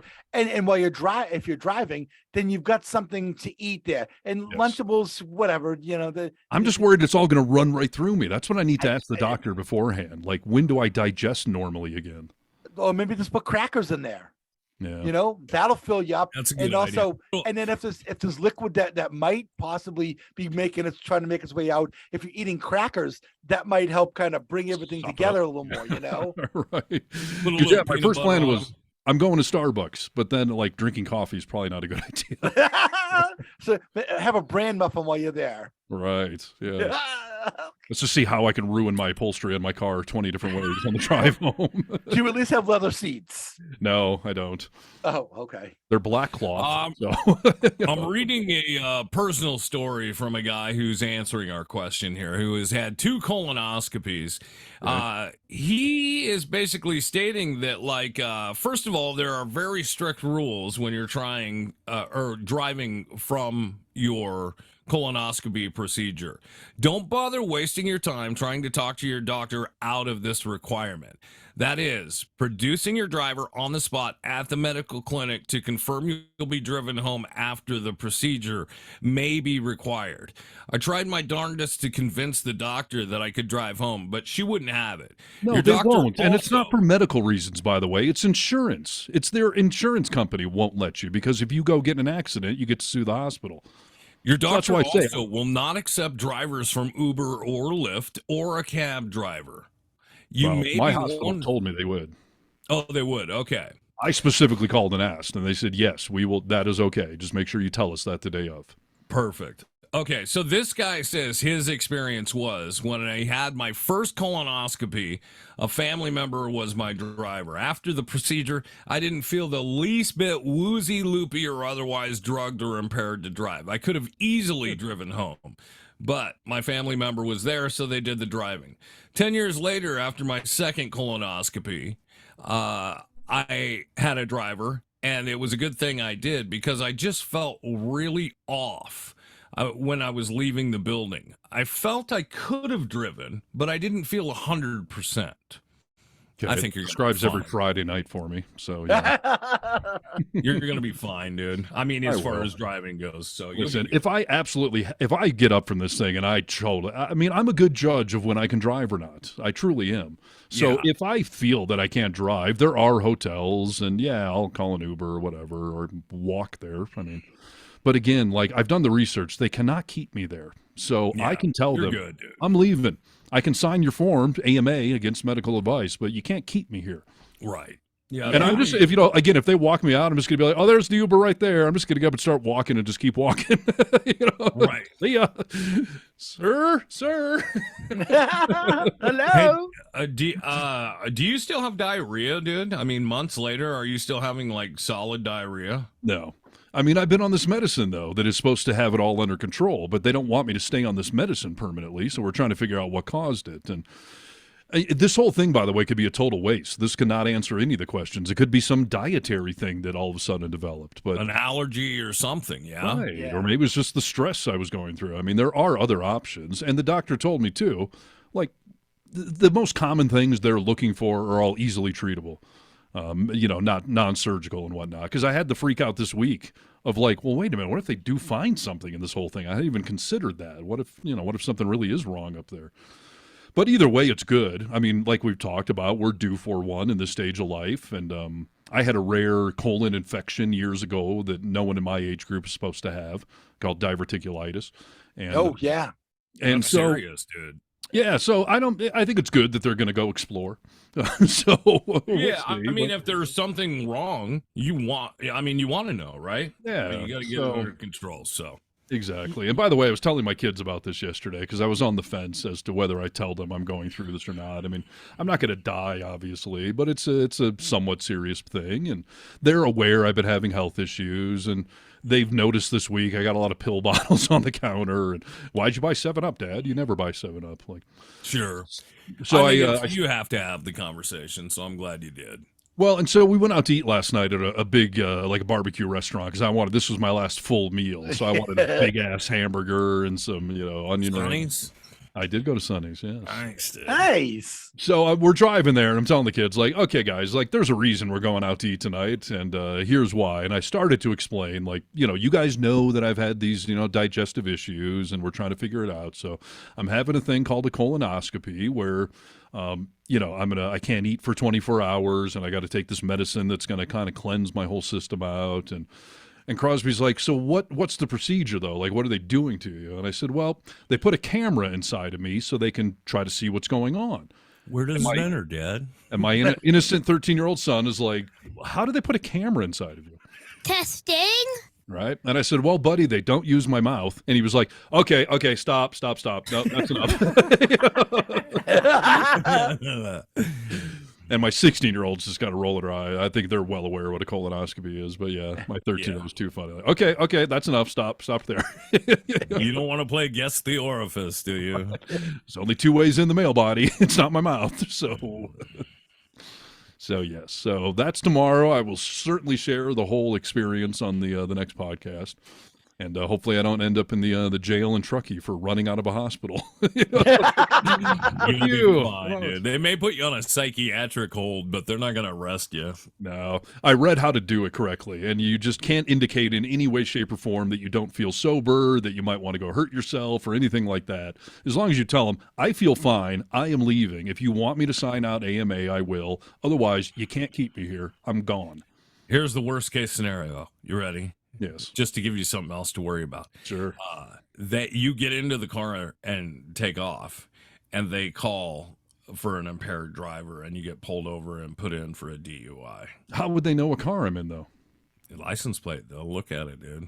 They're going to watch me get in my car or watch me drive away? Yeah, sir, you can't leave. I'm sorry, I'm leaving. And then they follow you out, dude. Pull me over, cop. What are you going to do? You're fucking under breathalyzer, field sobriety test. I wouldn't fail any of those. No. Well, maybe you'll feel a field sobriety. You don't know, dude. You may be wobbly. Just be careful, dude. Challenge accepted. Pull me over, cops. Let's do this thing. In the middle of a blizzard, you make me walk a straight line. Yeah. I'm sure there won't be any wobbling going on there. So you'll be fine, dude. You're going to be fine. I can't tell you how many procedures. I mean, every time I go, I get an MRI twice a year, and they fucking loop me up for it because I'm so claustrophobic to get in that tube. They loop you up or loop you up? What'd you just say? They loop. Oh, okay. I get loopy. I don't know what kind of procedure you're getting done where they're looping you. But, okay. They got to slide them in that tube. It's really tight. And you may not fit, so, Yeah.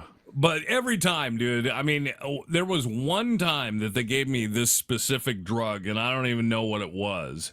After I got done, I was with my ex at this point in time, and she was like, you want to go out for lunch? And she should have known at that moment because I was very loud. I was like, love to go out for lunch. And she's like, shh, be quiet. And I had no idea how loud I was talking. It was a wonderful afternoon, but I woke up the next day and I had no recollection of what had happened. Like my memory was like they fucking, put one of those card erasers on my head, the magnetic erasers, and just all the knowledge of that day before was gone. And it was such an odd feeling. I told the doctor, I'll never take that medication again because it kind of freaked me out. So they started. Yeah, that's what it was like, I suppose. But they started giving me Xanax, and they were, when to do that, they give me a higher dose. So I'm definitely calm. I go in that tube and I'm fine. Most of the time I fall asleep. Yeah. But when I get done, I fucking drive home, dude. I mean, I don't need somebody to come and sit for 5 hours to take me home at the end of this thing because I'm fine, dude. I'm walking, singing, driving, I'm laughing. Yes. I'm fine, dude.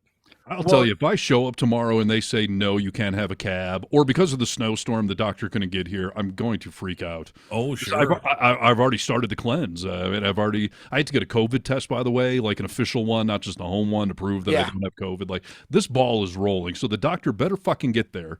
And the nurse I talked to a couple of days ago that said, yeah, you can take a cab home, that's fine. Like, that all better pan out, or I will be. Yes. That'll be bullshit. So, yeah, there's a lot to stress about, quite frankly. So I'm not looking forward to any of this next 24 or 36 hours here. Let me tell you, throughout this story, Brewski and I have just gotten hungrier, but we appreciate you sharing with us, dude, for sure. Hot dogs! Hot dogs here! Oh, there's somebody selling hot I dogs. need a Jell-O salesman. Could Oh, well, good luck with everything tomorrow. Harness will be sending good vibes and energy that you're just fine. I can finally lose a few pounds that I desperately need to lose. Steve. Yeah, no kidding. Since you can drink clear liquid, does that mean that you could drink like vodka and tequila and vodka and that sort of thing? It does say no alcohol, unfortunately. Oh, boo. Yeah. So I'll tell you, the woman I'm dating sent me a funny video of this woman waking up from sedation, just saying, like, when can I smoke marijuana? When can I smoke marijuana? And I'm like, yeah, that's going to be me tomorrow. Waking up. Yeah, you're going to want that vape pen with you. Oh, exactly. Honestly, I thought about that, but then again, I'm going to be so hungry, like driving home stoned, starving. I'll be like, oh, that could be what fucks me. So, when you see those colonoscopy videos, like after them, more times than not, people are just letting out like they're ripping major farts. Oh, really? Right. I'm good at that. So yeah, so you might want to get some footage of that, Steve. Just at least audio wise, Duly noted. Yeah, and I'll say you know what? Take it when just click your voice memo recorder on your iPhone as soon as you get in your car and give us a little of real time. I will test it out because I am impressive in general. I mean, I can make. The disc jockey has made an error. Sorry, it was the wrong sound effect. I rip some impressive farts, like farts that people look at me like either give me a round of applause or wonder what's wrong with me. So if I can take it above and beyond that certainly will be worth recording. So I will do that. So. Very nice. Hey, Steve, I hate to bring up something live on the air, and I realize maybe I should have talked to you about this off the air before I just bring it up in front of America. Well, maybe this sound effect was appropriate then. The disc jockey has made an error. What are you saying? What do you got? I would like to know, and I'll be vague to start the question, and you'll get this. You got a phone call from somebody that said, oh, yeah, I think I actually would like to come on the air with the vocal minority. Are we allowed to talk about that yet? Because Brewski doesn't know. Well, I think I do, but... I listen, I'll bring the general topic up. Charlie called me and said that he's willing to come on the show and talk about his years in prison. But he also ended it by saying, I got to talk to my ex-wife, his current girlfriend, and maybe consult with his lawyer to make sure there's not some topic because he's going through a bitter custody battle and all of his own problems. So sure, he's not trying to make anything worse. And I warned him, like, people do listen to this in your live, and it does. Once it's posted, it's posted. So he called me saying he was ready, that he kind of wants to come on, and maybe there'd be a topic or two we would avoid, but that he wants to talk about his 20 plus years in prison for felony murder. I haven't heard back from him since. Brewski. I mean, that's fantastic news, right? We really want to talk to Charlie. Well, yeah, and we know that. I mean, I don't know Charlie. You don't know Charlie. Steve does, but I think he knows that if he comes here with us, it's a safe place. We're not going to put him in an awkward position. We're not going to be disrespectful or anything like that whatsoever. So I think Steve, that's kind of why I think he might feel comfortable, because he knows that we're not going to do that to him. Yeah, we've built up a level of trust, and he's listened to the show, and he wants to come on and tell his story, but I have not heard back from him if the other people in his life have said, yeah, that's a good idea. At least this ball is rolling, though, because before it was like, yeah, that's never going to happen. So the thought that there's some interest here and maybe some progress will happen on it, I'm excited. This is a man, if you've never heard us talking about this, who had been in prison since he was, I guess he's our age, right? Close to our age. A couple years younger, but yeah, he spent 22 years in prison. I think it was 18 or 19 years of it in San Quentin. San Quentin, dude. Prison. He was there for the Metallica video. He saw Scott Peterson. I mean, this is a guy who can get into the depths and the bowels of San Quentin and tell us what daily life was like. And I'm curious, dude. I'm interested. Yes, this could end up being a two-part interview, because anyone who has spent that amount of time in a major correctional facility has got to have crazy stories and tales, and just even the mundane of what prison life is like and all that kind of stuff. I mean, it could be very fascinating. So I hope he does do it, but don't know yet. Yeah. Fascinating also the lead up to what got him in prison. It's actually only from the parts I know, which is very little. It's also a fascinating story of how, you think, oh, I will never go to prison. Anyone can go to prison, ladies and gentlemen, guilty or not, for some stupid shit, for some serious shit. Like, you could go to prison. I think about it often. Like, hopefully, I'd be awful in prison. I would be terrible in prison. Yeah. Hope I never go there. Not just because, like, oh, I'm stuck in prison, I can't do what I want. I don't want to be there because I think I would get beat up. Maybe other things would happen to me. Like, I'd be terrible in prison. It's a possibility I could go there someday. Listen, I mean, what he had done, going for 20 plus years, I don't think most of us would stumble our way into that. But his story was somewhat common, where you're with other people and they do the murder, and now you go to jail with them because the whole group of you are on the hook for the same thing. Yeah. And I'm not trying to let being a bystander to murder off the hook so easily, but it is the thing. Like, he came from a terrible upbringing, and at age 16, he and a buddy decided to go rob another friend of theirs that they knew had just done a drug deal. And to try to intimidate the guy, they brought a gun. And the intention was never for the whole thing to go sideways, but it did. And his buddy, who held the gun, shot and killed this guy. So Charlie and his friend both went to prison for felony murder. Here's the thing, if you want to really think about how quickly things can go wrong and end you up somewhere like San Quentin. Anytime alcohol or drugs is involved, and a gun is around, and you're hanging out with people with being nefarious, you have bad intentions to do something, things can go sideways real quick, dude. Absolutely. And just dumb decisions. I mean, we had a friend in Seattle. Her husband was in prison because he decided to drive drunk on a moped home, and his buddy was sitting on the back of the moped, and they got in an accident, and his buddy died. So because he was drunk and someone died, he went to prison for years. Yeah. And that was not somebody planning a robbery or a murder. It was just a dumb choice to drive drunk, and someone died in the process. So now you're going to jail for a long time. Well, I actually have a family friend, since I was like a little kid, and he made a very similar choice where he left like the Elks Club, and he's like, oh, I think I can drive home. I'm not driving that far.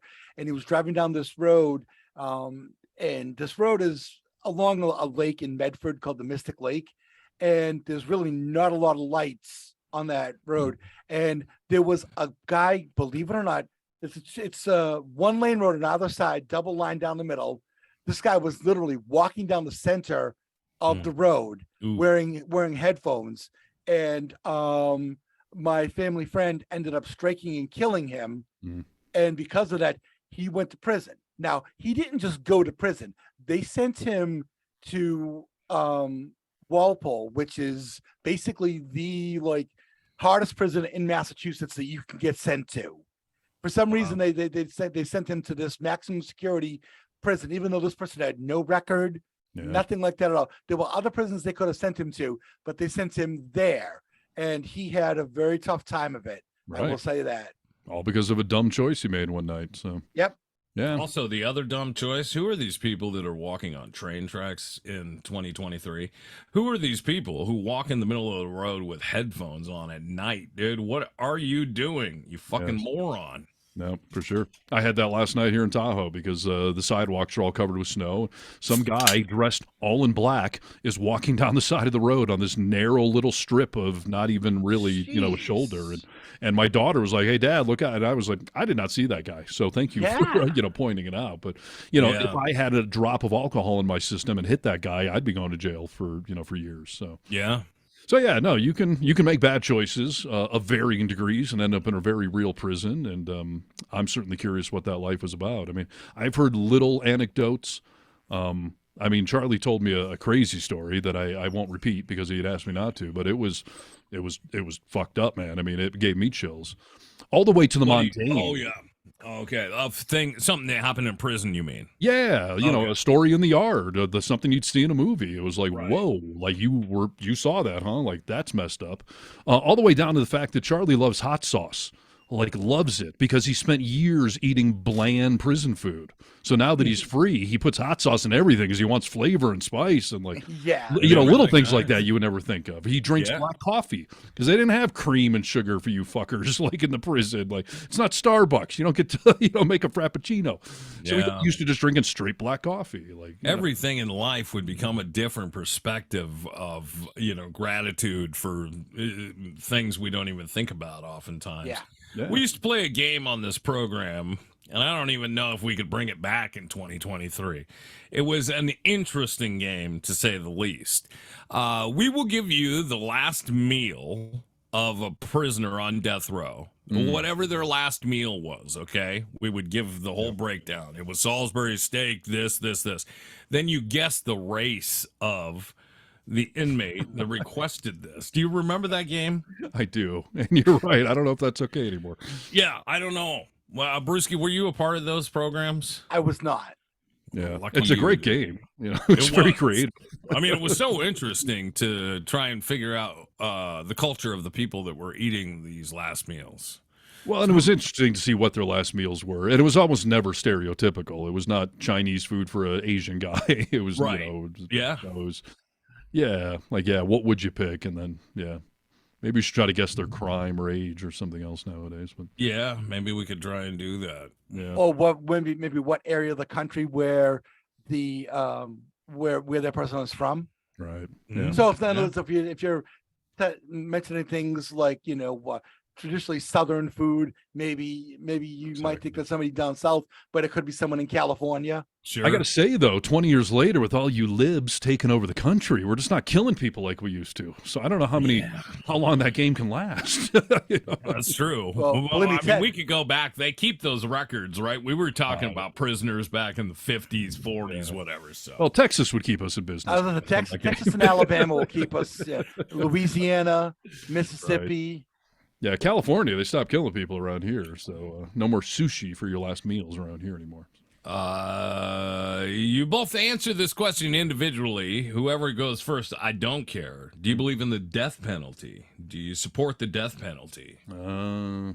I'll tell you. So here's the thing. For years and years and years and years and years, I always argued that the death penalty was one of the few non-liberal things I was in favor of. And, my little harness kind of swayed me a little bit on this, my teenager. So I had always said that I'm in favor of the death penalty, and that's not a very liberal thing to say. So I always held that up as I'm not always totally lefty liberal, because certain crimes, yeah, I think you probably should be killed and taken off this planet. It's enough of you already. And if that's the ultimate form of punishment for the ultimate crime, then it fits. And I said to my 16-year-old, although she debated me on this when they were like 13 or 14, that isn't it cruel to just lock someone in a box and leave them there for the rest of their lives? And my daughter, my firstborn, brought up the angle, well, if the punishment is supposed to fit the crime, shouldn't it be the most cruel crime there is? So shouldn't you just throw them in a box and leave them there for the rest of their life? By your logic of if it's, the punishment fits the crime, why let them off the hook by killing them? Throw them in a box, let them sit there for the rest of their lives. Mm-hmm. I was like, wow, you just out-debated me. That was really good. I'm proud of you, kid. First time I've ever in my life heard you concede to a debate. Right? Nia was pretty good at that. There's been 2 topics. When she was a little girl, I used to bring her on the morning show at the radio station here. And on the way to work, we saw a bear. And the bear's fur was brown.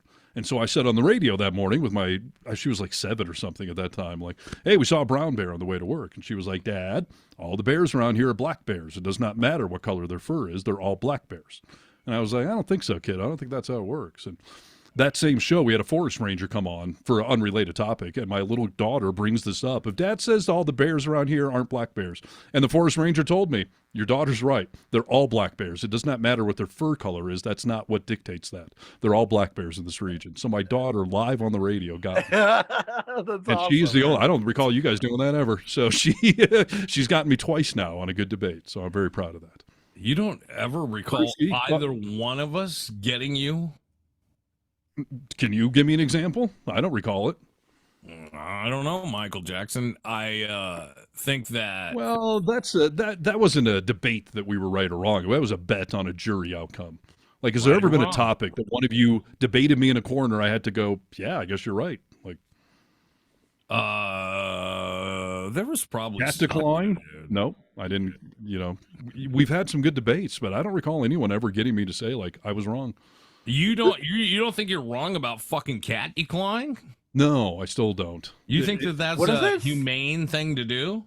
Yes. I mean, the cats are sedated. Who cares if they have fucking claws or not? They're domesticated indoor animals. Scratching my couch is driving me crazy.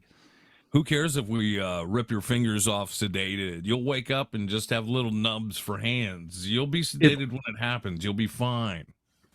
If I was the pet of some giant and he wanted to pull my fingernails off and then keep me in a lap of luxury and love me and feed me and all that stuff, I'd be just fine with it because who gives a shit? What do I need? Just don't get out of the house because then you have no way really to defend yourself. Exactly. Yeah, and don't try and stretch your skeletal issues because you don't have claws anymore to do it. Cat myths. Growing up in Michigan, No. You cannot debate by saying those are cat myths. They can't fucking no. They are. My cats growing up in Michigan were all declawed. They would go outside. They would kill birds. They would kill squirrels. They could hunt just fine. Not that they needed to, but they could still hunt. And cats can still stretch without the claws. They don't need the claw to fully stretch. It's just emotion.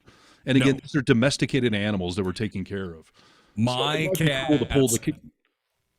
cats growing up in Seattle.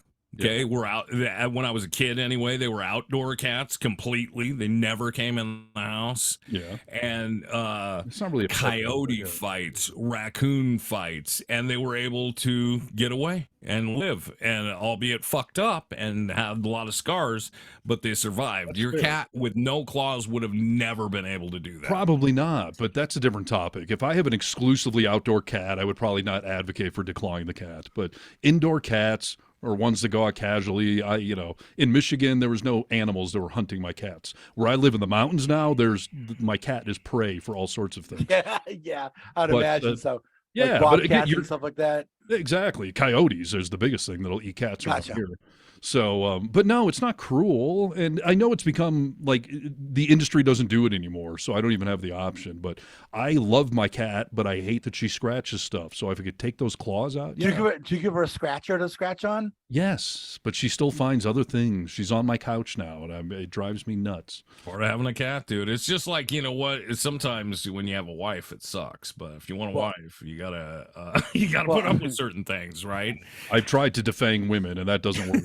So, well, but you're proving my point. No, I don't concede that I was wrong on declawing cats. So. I don't Not concede on Metallica. I conceding. don't concede on Catholicism. I'm not conceding on Listen, any of this. not conceding Yeah. is it's two different things. Well, of my being- daughter got me to concede. So Well, she's your daughter, dude. Come on. she was right. I mean, I made she also- an but you also- emphatic point, but- and she proved me wrong.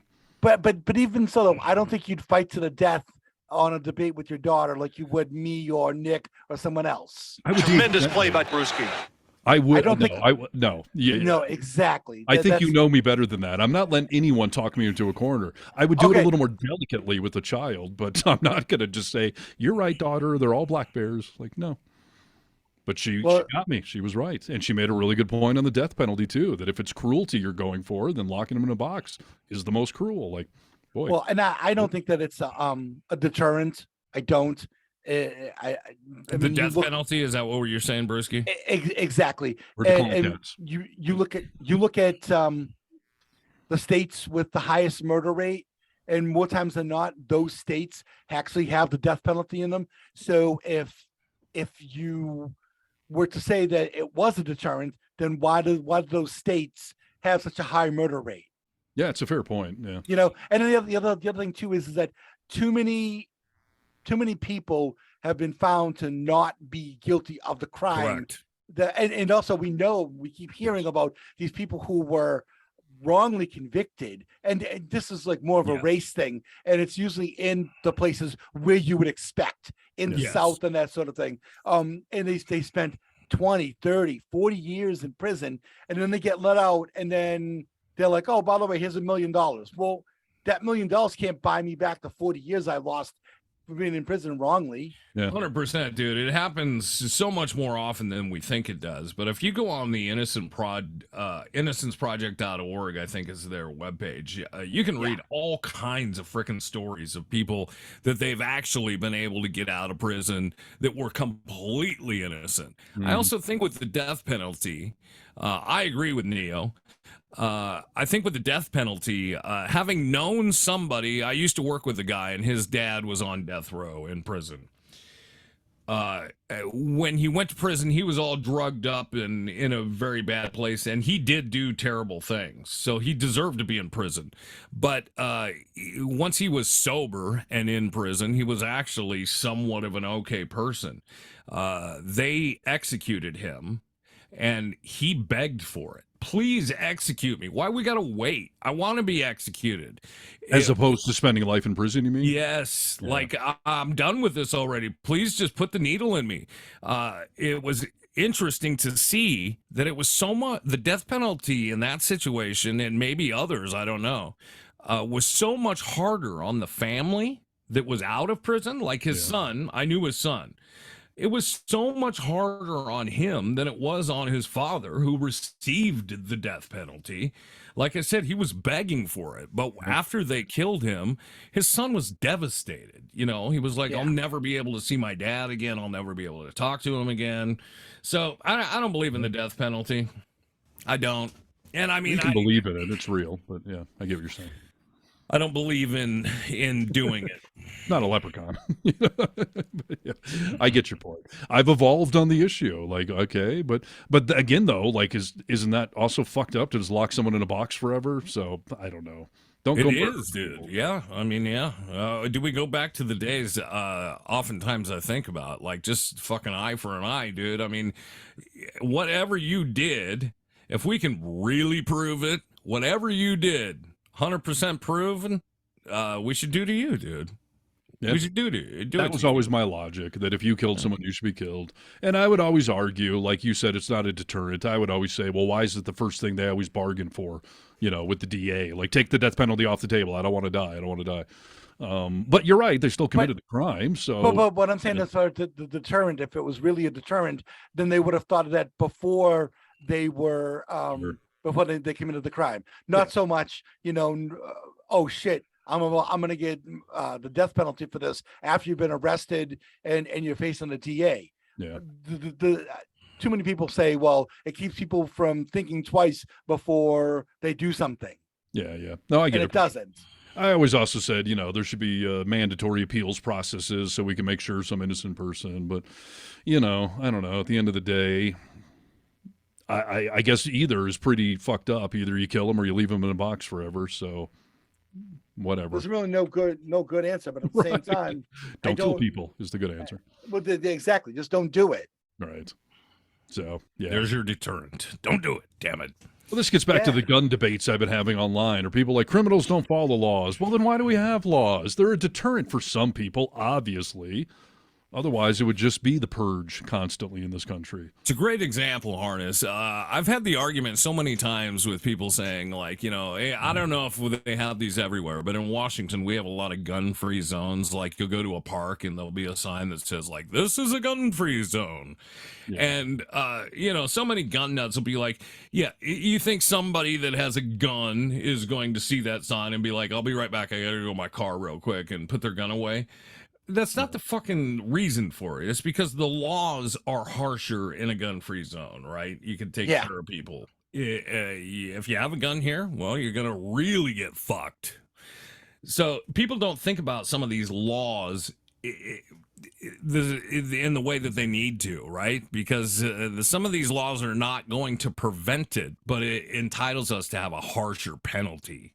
Yep. It's like the speed limit in like construction zones, in school zones as well. Yeah. Where if you violate the speed limit in those particular, the speed limit is lower, number one. But then if you violate it, then the penalties are harsher. Yes. So it is a deterrent to not speed. And if you do speed, we get to really bend you over. So that's what laws are for. Otherwise, yes, it would just be anarchy. And why have any laws then? Like, it's people say that you know, hate crimes, you know, to have a law on the books for hate crimes is racist. No, it's not, dude. It's not. I understand that you may still kill someone of color, or, you know, you commit a hate crime, but you're going to get royally fucked if you do it. Yes. And then hopefully other people do see that and think like, okay, maybe this Klan rally's not a good idea. Right. So yes. On that topic, Brewski, what's the article you got about dumbasses breaking laws and having a little instant karma? So this comes from Bakersfield, California. Yes, the armpit of California, the Detroit of California, the Tacoma of California. Surprise, surprise. 2 men set themselves on fire after dumping an accelerant on a California Immigration Services building and setting it ablaze. On Monday night, a Ring surveillance camera captured 2 men dressed in black with masks covering their faces walking up to Servicio de Inmigración in Bakersfield, California. The 2 men proceeded to dump the accelerant all over the side of the building and parking lot in front. As one of the men continued to spread the fuel, the second squatted over a puddle of the accelerant and tried to light it on fire. The fire ignited violently, and the man sprinted away with his leg on fire. The second man panicked and fell down twice, and like his comrade, sprinted away from the scene of the crime on fire. The man could be heard screaming as he ran into the night. Nice. And then, so the owner of this business said Servicio de Inmigración, they help their customers work through the immigration process and pay their income taxes. Right. So it's a business setup to help immigrants, and these dumbass white dudes thought they would make some political statement, I guess, by burning down this building. And they dropped their phones, by the way. Yes, another worker said the suspects dropped their phones as they fled the fire, and they are now in the hands of authorities. That's great. I mean, Bravo. It's great. Yes, I mean, it's phenomenal instant karma. Thank you, universe. And it's great that they could be caught so easily, not only by dropping cell phones, but they would have had to have ended up at some emergency room for these burns and, you know, would have been found that way. So, you know, yeah, instant karma is going to get you. And I'll tell you, it's more common than people realize when you start dumping gasoline on stuff. Like, you get that stuff on you. It's in the air. It's going to ignite around you. I was at a bonfire once in Redneck, Michiganville, where there was the piling wood and stuff, and everyone's over there dumping gasoline on it. Oh, God. Well, what none of us realized is that gasoline is, I guess, heavier than air, so the mist of the gas was all settling at ground level and just emanating around the bonfire. So dumping it on for minutes and minutes and letting all this gas settle, and then someone threw a match on it, and the whole fucking thing exploded at ground level. And I still have scars on my legs because I got burned badly because there was just this mist of gasoline in the air. So you got to light it, and you being the arsonist. Hey, little girl, is your daddy home I got burned, baby. You got burned real bad with scars on your legs to this day? I've never seen them, dude. Does your hairy legs cover your scars? No, I don't have hair on the back of my left thigh because it all got burned up. And you should wear shorter shorts, dude. Yeah. I've never seen it. That was the other thing. I was wearing shorts that night at this, outdoor redneck party. But, my point is that gasoline, it gets easily on your hands and in the air and everywhere. And you go to light something. And, so I'm not surprised these morons, lit themselves on fire. And it's good karma. Yeah, it is. You like to see that's the instant karma that we all love. So please bring it back. I think it's what John Lennon wrote the song about. It must have been. And the thing about it is, these are people that are trying to do a community service and help these people out. Not the arsonist, the building. No. That's what I'm talking about. That sounded weird for a second there. I get They were just trying to burn this place the Mexicans use. I mean, it's community service. It's time for another brewski. This one is a crazy brewski. I'm speaking of those who run the place, Emigración de Servicio. It just, they're trying to help people who are trying to better their life. Right. They're trying to help the immigration problem, and you go to try to burn their building down. Where do you think those people are going to go to get help now? Exactly. So it's crazy. I almost burnt my house down 2 days ago. Well, I almost burnt my whole property down. I almost did it a week ago. So what's your story?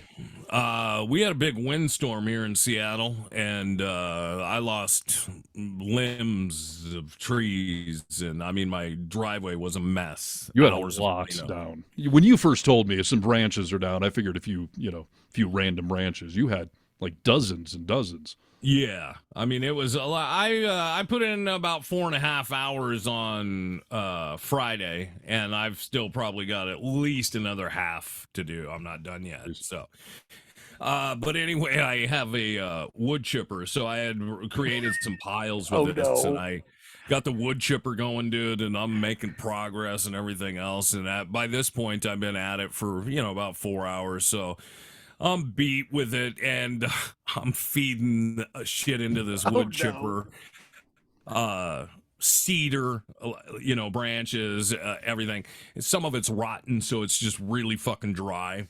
And I'm sitting above my wood chipper smoking a cigarette, and I'm using my hands, so I've just got a big cigarette hanging out of my mouth, And the way a chipper works is it sucks in, right? So it's just like sucking oxygen down to make things burn. I'm standing over this thing, and I have a cherry come off of my cigarette that's about 2.5 inches long of just fucking hot ash, rolls down, drops into my chipper, and it's full of shit, and I just see it glowing, and I'm looking at the spout. I mean, this all happened in slow motion. I'm looking at the spout where everything comes out, and it's a huge pile of basically sawdust I've been creating for the last 3 hours. Right. So I immediately hit the kill switch on my chipper, and I didn't catch it on fire, but it could have been a disaster. You should have just reached in there and grabbed it. What could have gone wrong? Yeah. That would have been a good decision, dude. You could have turned that thing into a flamethrower, basically, right? Just spewing flames on your property. Totally, dude. It was awful. I was like, oh, maybe I shouldn't smoke while I'm wood chipping. I should take a break every now and then. I think it says that somewhere on the package of cigarettes, yes. Don't garden and smoke cigarettes at the same time. Yes. My old man used to fill up the gas tank at the gas station with a Lucky Strike, Lucky Strike hanging out of his mouth. This is back in the 70s, Yeah. Cadillac Jack filling up the wagon, and he's got the Lucky Strike hanging out of his mouth, all lit, that sort of thing. Cadillac Jack was a man's man. I can't tell you how many times, dude, that I've been filling up my blower with gas or something, and it's like, oh, I'm done blowing. I got to gas this thing up so I can finish. So I turn it off and gas it up. It's the perfect time to have a smoke. Rachel's come out a few times, and she was like, "Are you fucking kidding me?" I'm like, what? Right. It's like you're filling the tank up as you smoke. Oh yeah, that's probably not the best idea. Yeah, I don't buy into the cell phone thing, or even leaving the car running while you're filling up. That's somehow going to spark a fire. But I would think standing there smoking a cigarette might be. Yeah. I've had to fill my gas tank up and leave my car running before my battery was dead. having Sure. issues, so it was just running off the alternator, and I was low on gas, so I rolled What's in. it going to do? Yeah, I don't know, but people give you strange looks as my car is sitting there idling. I'm filling the tank up. People are like, "Your car's running." I'm like, "Yeah, fucker, I know." And I know. My ex gave me grief about that, and I would do it like during a snowstorm. I'm like, I'm trying to keep you people warm in the car. Like, how is it going to start a fire, please? But yeah, they frown on it. So. How'd you almost burn your house down? Oh, you did it with I your told candles. you last yeah, week your with sex the candles. Oh yeah. Yeah. Yes, my sex candles, started burning the roof because I have an A-frame and I put it on top of a dresser. Didn't do the math. So, yeah. So yeah, there's some brilliance going on in this show. So there you go. Yeah. Let's see if we think alike on another funny topic here. We haven't generated too many negative comments in this last week for me to be going on keyboard warrior stuff on our vocal minority pages. Most of the comments we got are people agreeing with us, so that's no fun to debate. But I was on our Twitter page, and somebody posted a tweet on their page and was asking for people's thoughts. And it's a picture of a guy on an airplane, and he's sitting across the aisle from whoever took this picture, and the person is not wearing shoes. They have bare feet on the airplane. And the thing was, I was on a plane this week. Guy in front of me was barefoot. Is this okay or is it not okay? And I, of course, had an immediate thought of what I wanted to say. And I started reading the comments, and everyone was just like, oh, that's gross. That's weird. That's gross. Where do you think my brain went with this, gentlemen? Do we think alike? If you see someone on an airplane in bare feet? I would think you'd be against it because, what do you want to see someone's yellow, crumbly toenails and their nasty feet? Sure. And also, who no. the hell was, think about how little those planes actually get cleaned on the floor. And These you're are going all to put your fair feet points. in it? Okay. Not I where also my think brain that- went to. Okay. Come on, Nick. Come on. You see someone with no shoes on an airplane. Oh, I know what you're going to say. I think that maybe did you think and dream about a foot job? I mean, did it become sexual for you? No, it did not. Brewski, no. Do you know where I'm going with this? No, that's where I thought you were going to go. Like somebody was going to look at somebody's feet and start having to whack off on the plane or something. No. Boy, I'm disappointed, guys. But my reply was, obviously, they're a diehard fan. And if you don't get the reference, then we can't be friends. Oh, well, what was Die Hard 2 on the airplane, wasn't it? Oh, it was Die Hard 1, where he's taught that you take your shoes off to get over anxiety of flying. Make fists with your feet. That's why he's got no shoes on in the entire first movie, because he was told, and you're flying on an airplane, take your shoes off and curl your toes up. It gets rid of the stress. Yeah, but you're supposed to do it after you get to your hotel room, dude. This guy's a true Die Hard fan. He's doing it on the plane, so...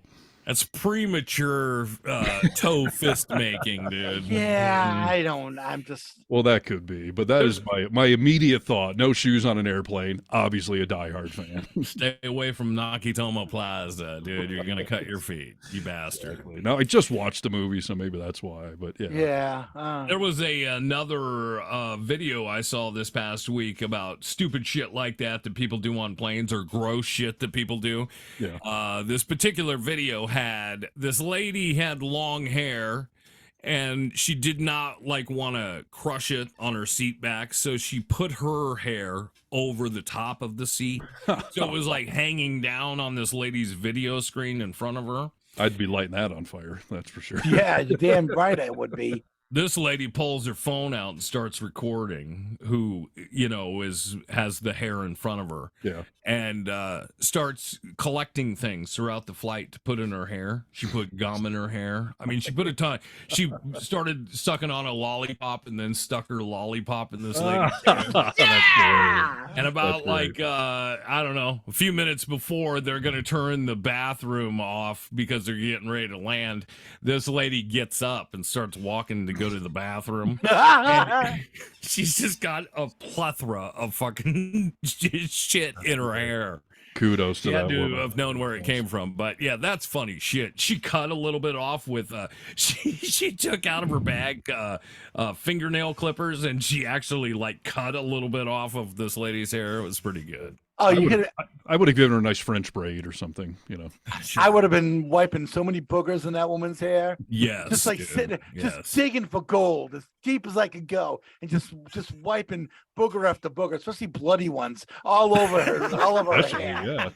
Yeah. You would have passed on some regular boogers just to get to the bloody ones. Yeah, you're digging deep. Or maybe like, they have that tab where the tray comes down. I would have tied her hair to that tab. Yeah, that would have been good. Yeah. Man, yeah, people are terrible. That's a truity. Plane etiquette is important to me, and I'd be interested to know your opinions on what's the etiquette with the window shade being open or closed if you're not window seat. Are you in full control of it? Yes. Whoever gets the window seat gets to dictate all that. And I've had people tell me, like, can you put that down? I'm trying to sleep. And I'm like, I got the window seat. I'm trying to look out it. So, no, sorry. You do. I am the king of the window. I have been designated that. It is my window. Brewski? Yeah, I don't ever. I mean, I'm always awake on planes, or even if the windows is open, I can still fall asleep if I'm that tired. So to me, that's their spot. I'm not going to tell them close it or open it or anything like that. That's their spot. I've never asked anyone to close it, but when we were flying to Greece this past summer, it was a red-eye flight. And, people are going to want to go to sleep, right? Yeah. Well, we get to a point where, Seattle time, maybe it was like 3 a.m., but where we are in the sky, it starts getting light. And the person that was sitting in the window seat fucking opened that thing up. The whole plane is dark. People are sleeping. And this fucker opened it up, dude. And I don't have the, unless I get mad, I don't have the balls to be like, could you close that fucking thing, you idiot? So I didn't say anything, but everyone was thinking it, like, who is this? Yeah. Close it. It's a little different on a red eye, late night, time zones changing and all that. But otherwise, no. This is my view. I get to look out if I want to, and I'll close it if I want to, too. I'm an aisle guy, dude. I don't sit in anything but an aisle. Yeah, me too. I'm the same way. But we're big boys, dude. That's why. I like to be able to get up and move around if I have to. But I'm not one of those people that gets up a lot during a flight. Like, I really have to like be on the precipice of peeing my pants before I get up to go to the bathroom on a flight. I'm just not one of those people. I agree. Yeah. But when you get those, I've got people in the window. Like to use the plane bathroom. I've got people in the window. This one lady on a flight, she got up, and this wasn't even a long flight either. This is only from like the Midwest to Boston. She got up like 3-4 times and walked to the bathroom. I'm just like, oh, terrorist. My God. Oh. Terrorist, what's wrong with you? Scouting things out, clearly. I would have tackled them. I think you could tackle them after they get up to the third time. Well, I was thinking earlier in this week, I was thinking there would be no one better to describe exactly what happened to Damar Hamlin this past week than Brewski. Only because of what you go through with your defibrillator, right? Yes. When I listened to the doctors talk about what happened to Damar Hamlin on the field when his heart stopped beating, was a 1/1 of a second hit at the right time to be able to stop this heart. Is that what they've determined, though, actually happened, or is that just a theory? Because I haven't heard a definitive answer. They haven't provided a definitive answer yet.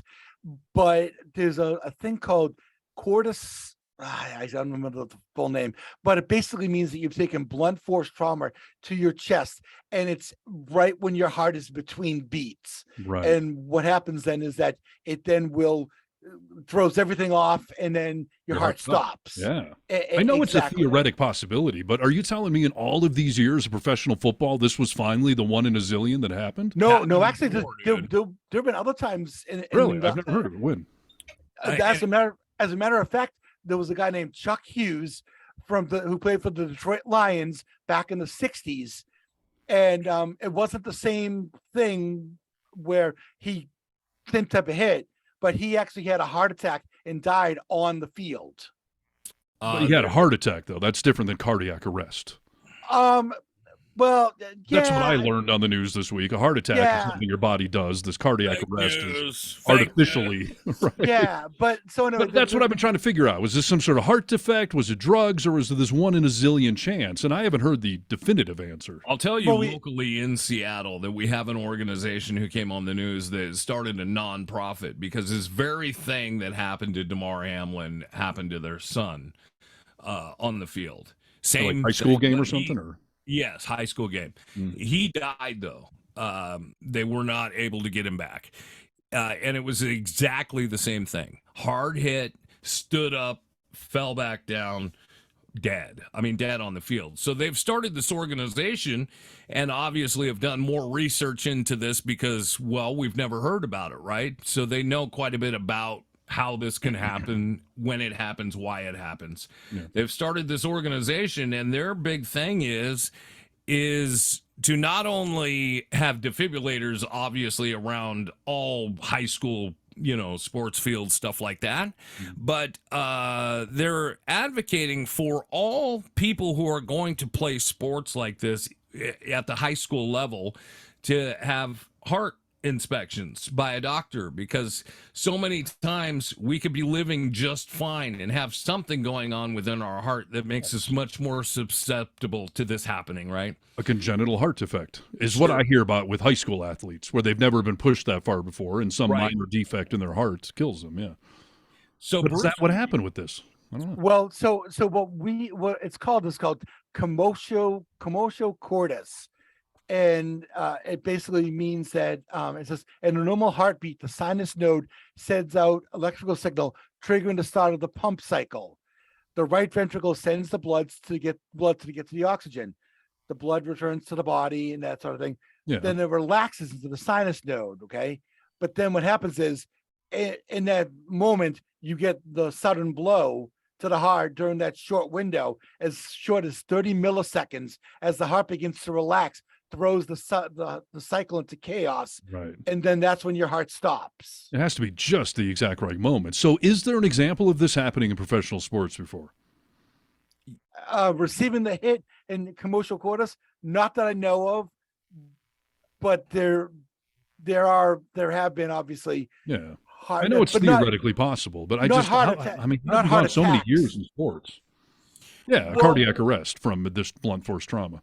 Well, Hank Gathers, who played for Loyola Marymount, the basketball player, he didn't have a commotio cordis because he didn't take a direct blow to the chest.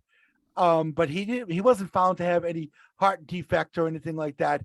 But he had just dunked, and he came down, and he went to turn to run up the floor, and his heart just stopped, and he dropped right there. And they didn't have any defibrillators. This was in 1990. They didn't keep them on site.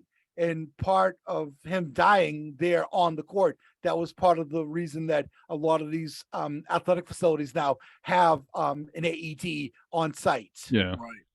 I get it. There is a app that I saw advertised on the news. I guess it's not advertised, but they talked about it on the news. An app now that you can put on your phone, and it'll basically tell you where the closest machine is to you in proximity. So if an emergency like that ever happens, you know exactly where to go to grab one of these machines. They're becoming more prevalent because obviously shit like not exactly like this, but heart issues happen, and it'd be good to have one of them around. Well, I thought. Yeah. Oh, go ahead. No, I was just saying, if it's a 1 in a zillion thing, yeah, like how often can it happen then? And how do you as an NFL player, if that's what it was, okay, it was just this Russian roulette, it was a total coincidence. Man, how do you ever tackle or take a tackle again, knowing that you've got a chance of killing this guy? Like, how does this not get in the head of every professional athlete? Well, and especially Damar, right? If he is ever becomes healthy enough to play again, well, he's gotten his 1 in a zillion. It's not going to happen to him again. He's foolproof at this point. You never know, Steve. It's like that scene. Could you step back on the field and think, oh, it already happened to me. It would never happen again in my lifetime. Would you be confident in that? No, I would personally be paranoid. But I think it was that Robin Williams movie, The World According to Garp, where he's looking at a house and a plane crashes into the house. And he tells the realtor, I want to buy the house. And the realtor's like, what do you mean? He's like, that'll never happen again. The house is disaster proof. Like, Right. Damar Hamlin is invincible as far as I'm concerned now. I don't know how he'd ever step on a field again if he's healthy enough to play. I just psychologically, I don't know how you could ever step on a field again. Well, and the guy that hit him, how does he ever tackle someone again? Thinking, geez. And technically, so Damar Hamlin was the one that was going to initiate the hit. T. Higgins was the wide receiver who was trying to run by him. And so T. Higgins just put his shoulder down to then knock the safety off. Now, with Hamlin in particular, his position is a collision position. He's a safety. So, but he's a free safety, not a strong safety. They're the same position, but slightly different jobs on the field, so one of them is involved in a lot more collisions than everyone's eligible to get hit out there. So absolutely. But one of them is involved more in run support. So you're getting running backs sort of like 220, 230, or in the case of Derrick Henry from the Titans, 250 pounds coming at you at a full head of steam. And you are not running. You're basically stopped at that point trying to make a tackle. Yeah. So you got to take. So how do we do this? And you can't have safety gear. I mean, they already have chest protectors. Like, how do you protect against this? Well, you don't, right? It's just Russian roulette. No, I suppose they probably could look at fixing the breastplate on this so that it takes a little more of a hit, or cushion it. The shock away. Yeah, cushion it like they've done with helmets. But any sort of chest protector is going to deflect the energy of the hit over a wider surface than a point of impact. So could they make it foolproof for this? Who knows, dude? It's going to be tough. How many years into the NFL are we, and this has finally happened? Yeah. Look, I don't know how you guys feel about this, but like after this happened and he was taken off the field, I was so frustrated continuing to watch the game and the commentary about what are we going to do with the game? What are we going to do with the game? Like the fact that this business machine is so large that is such a concern. Yeah. All right, I'm an asshole because I thought they should have kept playing. How many guys have been pulled off from neck injuries and spinal cord injuries? They keep playing those games. Why was this any different? I think because you had to have the CPR and you actually had to restart his heart not once but twice actually. I think that's where it becomes, because now it's definitely like a death thing right there. Like, if someone's paralyzed, we keep playing, but if they die, then we stop. Like, that's a very fine distinction. But I think with the neck injury though, you always think that they're gonna be okay. And you don't know. He was dead, dude. He was dead twice. I know, but like the Detroit Lions, Mike Utley, the thumbs up, Mike, that whole famous thing. They kept playing that game, and he was not okay. He was crippled for life. And even though it's happened before, I don't feel like it should. I mean, if somebody gets hurt that bad, or if they die on the field, I mean, we're gonna wait for them to make a call. We're gonna wait. When would we do it? When would we reschedule this? Like, are you fucking kidding me right now, dude? Yeah. Turn it off. We're done. We're done for the day. Like, I mean, nothing is worth this. Even you heard football players that be like, I feel so fucking stupid that my entire career, to get pumped up and to tell people how hard I work, I'll be like, I'll fucking die on that field. Like, this creates a reality of something that can actually happen to you that, like, hey, let's not forget, we are playing a fucking game here. It's a game, you fucking idiots. Man, my fantasy league is all fucked up though now. So I think had that, you wouldn't have heard as much talk about restarting the game had that happened, say, week 3, week 4, week 5. I think since you're in week 17 at that point there, I think that's why people got more, you heard more talk of when are they going to reschedule this game? Because at least if it's earlier in the season, you can move buys, you can play, a game on a short week. Because they're not rescheduling it, right? No, they did not. They did not reschedule it because the Patriots played Buffalo today in the Week 18 game. Right. And so, but what the league did have to kind of come up with some alternate plans as far as because the game did affect playoff seedings going forward and that sort of thing. So it affected the game, dude. The GAME. It's the fucking game. Like, I don't understand, dude. Nick, I mean, it's $1 billion business. What do you expect them to do? But I thought it was football. Like, I don't care if it's snowing or raining. I don't care if someone broke their neck. Like, we fucking play this game. Like, it was a weird scenario. We've never dealt with somebody actually flatlining on the field, but 100%, dude. When you have these players that are sitting there saying, "Oh, I'm not fucking playing," because if you remember, there was talk of, are they going to continue to play before they called it? There were so many players. It was like, my teammate, my friend, or my opponent is at the hospital. I don't know if he's fucking dead or not. Like, I'm not playing. I'm not going to play. I get that, but there's all sorts of injuries that happen that way, where the guy goes off to the hospital, you don't know what's happening, you just know it's serious, and you get back on the field and keep playing. I don't know if that's right. I'm just saying that's the precedent. Completely different from this particular case here, because it wasn't a knee injury. It wasn't, a broken leg. It wasn't but a anything spinal like cord that. injury is pretty devastating. We keep playing for those. And I get that, but that's completely different from somebody actually having to have their heart restarted twice on the field and also have CPR performed on them. It's much Here's different. a question for you. Serious question. Yeah. If you were that player, if you're a player on the field, would you rather have a spinal cord injury where you may be crippled for life now, or cardiac arrest where they get your heart started and after a couple of weeks of rehab, you're back on the field? Like, I would rather have the cardiac arrest than the spinal cord injury. But you're playing Monday morning quarterback, dude. I mean, when Damar Hamlin left the field, first of all, we didn't know if he'd live or not. Second off, we didn't know if he'd have fucking brain damage and be a fucking vegetable. You didn't know, just like you don't know with the spinal cord injury. Yeah, so we didn't know if he'd be dead or a vegetable, right? What happens when the fan falls off the top tier and dies? Like, we don't cancel the game for that. Someone died at the game. Like, I'm just saying, based on every precedent, they should have kept the game going. I understand humane-wise why we didn't, and I'm not actually saying that we should have, that it should have kept going. That it was the right decision. But when you base it on everything else, the severity of every other injury that we keep playing on, I don't get why this was any different. I actually think cardiac arrest is less serious than a spinal cord injury. You can recover from a cardiac arrest. You can't recover from a spinal cord injury. Sometimes you can. Well, sometimes. And sometimes you can recover from cardiac arrest. Sometimes you can't. Sometimes you can't, yeah. Sometimes you die. I mean, that's a question that you have to think about personally. Would I rather be quadriplegic for the rest of my life, or would I rather be dead? And different people will have different answers. But if you die, dude, I mean, it's game over, right? Yeah, for that guy, not the rest of the team. Well, I don't know if I want you on my fucking team anymore, dude. I mean, when we did the drunken basketball game in Seattle and I was on the sideline puking, no one canceled that game. No one cared about me over there, I could have died, alcohol poisoning, and you fuckers kept playing the game.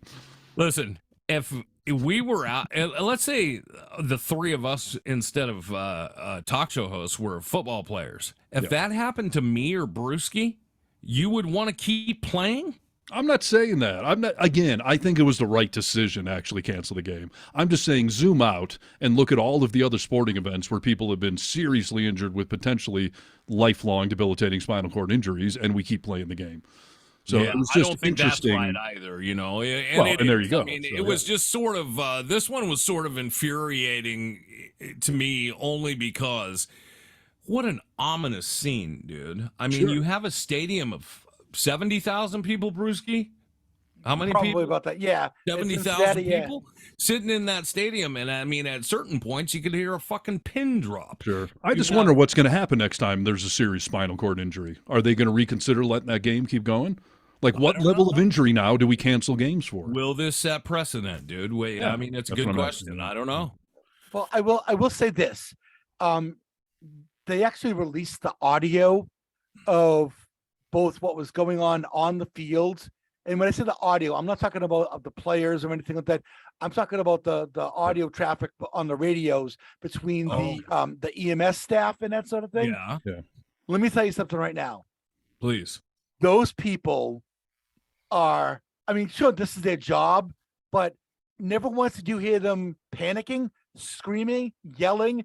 They were just so matter of fact and saying, we need this, this, and this. And the level of professionalism and the way that it was all just the way that, I mean, every tiny little detail from getting his mother out of the stands to get her to the hospital, and also what they needed on the field when, and that sort of thing. I mean, those folks, hats off to them. They really did a fantastic job. There's a few different types of people in this world, and there are those who, in an emergency like that, can remain calm so they can take step.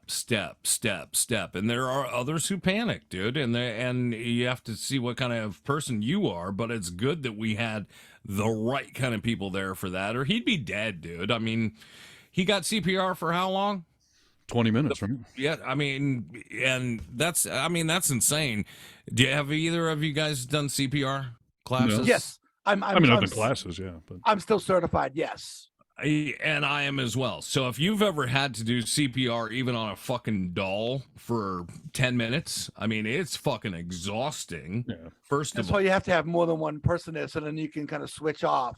Gotta have it, dude. You hope that the crew that was on the field that day were the people they are, and not the crew from The Office who does CPR, right? Yes. Well, I was going to say, I mean, the medical industry sort of vets out those people. No one working on an NFL game is their first year in working in medicine.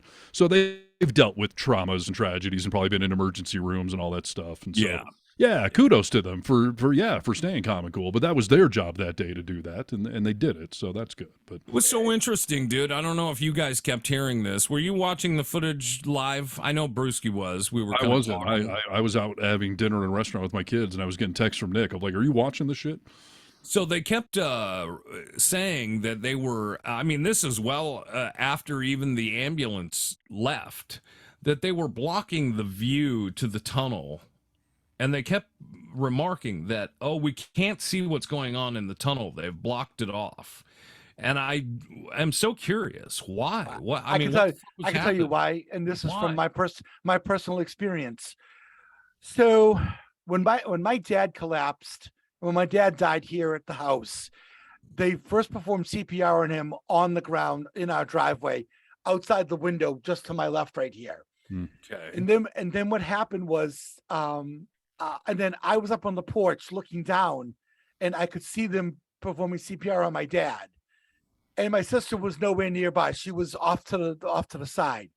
They then moved my dad onto a gurney and put him in an ambulance.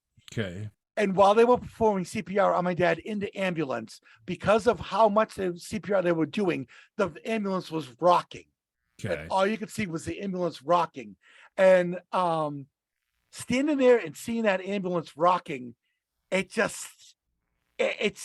you know what's happening, but that just makes it even more real. Yeah. That they haven't gotten his heart started again.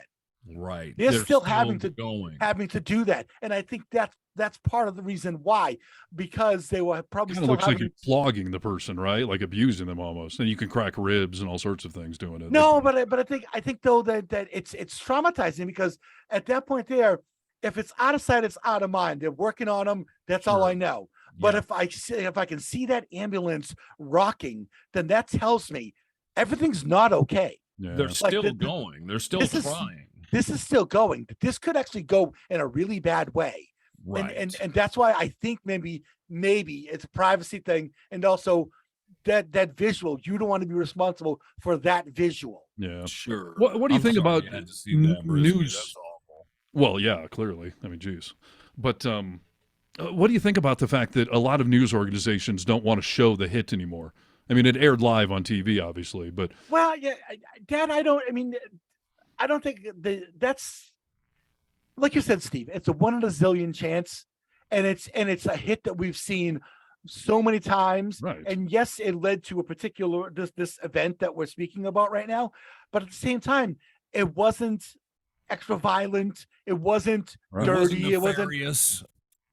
And we already saw it, because MSNBC said, out of respect for the people involved, we're not going to show this. Like, here's the thing. I think that if you are, I think you could show the hit. I think we could maybe learn some things from the hit. I mean, we watched Theismann or Namath, and all these people get their knees ripped out of their body. Well, I don't see why this hit was any different. Especially since he survived, we now know. Yeah, I don't think at this particular time that it is appropriate maybe to show him collapsing. You could show the hit, right? And I think that that's okay because, yeah, we did. We watched it live, and there's nothing that happens there where you're like, oh! But if you see him collapse, then you know, like, oh, what I watched, a man just die. And I don't think we need to see that for his family, for fans, friends. We don't need to see that, dude. Yeah, yeah. Well, I was curious because I didn't see it live, so I was trying to watch the highlights, quote unquote. Yeah, yeah. I was surprised how many organizations said they were not going to play this. Like, it looked like nothing, dude. To be honest, Yeah. Right. I mean, it looked like a Just play another hit. that you would see a million times. Absolutely. Yeah. It wasn't even a play where you were like, "Oh fuck, that's gonna hurt." Like he just got stuck so hard. It was just a normal thing, dude. Well, I will be curious now. The next serious injury, like Sure. what's the precedent has been set? Do we keep playing these games or not? So, Sure. Now, on the very, very, very plus side of this, did you guys hear about the toy drive that he had going? Yes, dude. We So donated. he had a toy drive going. He comes from a rough part of Pennsylvania, and he wanted to have a toy drive to be able to buy kids in his town toys and all that sort of thing. And all he wanted to raise was $2,500. And as of recently, they raised over $8 million. wow, that's cool. Yeah, so I mean, as soon as like when they was being carted off into the ambulance, somebody posted this, toy drive charity that he was doing. To see that thing grow so quickly, dude, was, I mean, when he woke up and started, people were talking to him because he was still incubated, but intubated. How do you say that? Intubated. Yeah. But they told him, "Oh, dude, your charity. I mean, here's where it's at." Held the figures up, like, I mean, that'd be pretty great to see. Yeah. Well, that's cool. Did you see what the first message was he wrote, because he couldn't speak because he still had the breathing tube and that sort of thing? The first thing he wrote when he first woke up was, "Did we win?" I did see that. Yeah. It's just like, but the doctor said, "Yes, Damar, you did win because you got to live. You won at life." Yeah, exactly. Heart of what does that tell you right there, though? What does that tell you? He thought the game continued on. Yeah. Well, So apparently he thought that he just assumed, of course, we kept playing the game because I got hauled off the field. So yeah, I mean that's an interesting commentary, actually. Yeah, for sure, dude. Steve and I were at a 4th of July broadcast on the beach a couple of years ago, and we're having a big party. 4th of July at Tahoe. The beach is packed, dude. And we've got a little booth set up for the radio station. We're playing tunes. Everybody's having a good time. It's fucking sunny. It's nice. All of a sudden, this fucking guy collapses, dude. Heart attack. Done. Dead. No pulse. Right in front of our fucking booth, dude. 10 feet away. And, crowd starts freaking out. Is there a doctor? I believe, if I remember correctly, that a volunteer firefighter was around and started doing CPR on this guy. And to see CPR like that, as Brewski was talking about with your father and everything else, it is violent. I mean, I got emotional. I think I started crying while we were there just because I had so much emotion running through me. It wasn't necessarily sad. It was just emotionally exhausting to see a human being just getting fucking pumped. And it does. I mean, they can break ribs. They can do all that kind of stuff. They finally got his heart going. Then they put him on the stretcher, dude, to get him out of this huge crowd. And his heart stopped again. You fucking see somebody jump up on top of the stretcher and sitting there while they're rolling the stretcher away. I have no idea if that guy ever lived or died. Do you know, Steve? I don't know. No. That was the first time I had ever seen CPR perform. But if you can, the reason I bring it up is if that fucked my head up that much with a stranger I'd never met, can you imagine seeing your teammate on the ground having that happen to somebody that you fight and battle with every day on the football field? That'd be crazy. No, that's why I said I don't know how any of them are going to get that out of their heads, how they can ever take a hit or give a hit again and not be worried that they're going to kill someone. And I was, speaking of Tahoe and beaches, I don't know what's going on around here, but I think it was 2 summers ago, the kids and I and some woman I was with, we were at a restaurant on the beach. And we're sitting there having dinner, and somebody had some sort of medical incident, and paramedics rushed out. Someone called them, and they came out, and they were performing CPR on the guy. And for the first little couple minutes of it, we were all watching. And at one point, I told everyone, like, maybe this isn't like a spectator sport. Why don't we all just kind of go back to eating dinner, and we're going to let them do whatever they're doing. And everyone's attention kind of drifted away. And I'm telling you, 10 minutes later, they came out with a body bag. Wow. And I just kept like everyone's attention over here, just everyone, kids, like, hey, look at the dad's doing finger puppets or something. Like the guy died right there on the beach in front of us while we're all sitting there having dinner. And yeah, they hauled him away in a body bag. And wow. Yeah. It's I mean, that is really a harsh reality of life and death right there, to be able to like be eating on a beach with a man dying. It's that Dave Matthews song, Funny the Way It Is. We're sitting there enjoying a nice meal, and 10 feet away, somebody just died. Funny the way it is, Isn't it ironic? Yeah. So enjoy life for what we got right now, I guess, right? So, yeah, I guess really so. The attitude that we should all have. Dude. Are we bumming you out, Brewski, between your dad and your defibrillator in your chest? Like, are we traumatizing you right now? No. I'm good. Hey, we're lucky Brewski has the defibrillator, dude. The reason I brought it up specifically with Brewski is because it is just so crazy how your heart can get out of rhythm, and we have a device inside you that's going to make sure it keeps going the right way, the way it should. True. I mean, like you were talking about, we should have more defibrillators around. Brewski's got one on board 24/7. So. Yeah, but I mean, fortunately these days they're in most office buildings now. Mm-hmm. They're in that little case like right next to where the fire extinguisher is. So everybody knows if there's a fire, this is where you go. If we've got a medical situation, this is where we go. So yeah.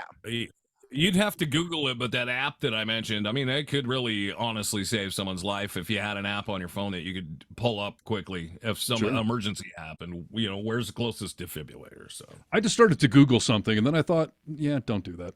I was going to Google, can you die from a colonoscopy?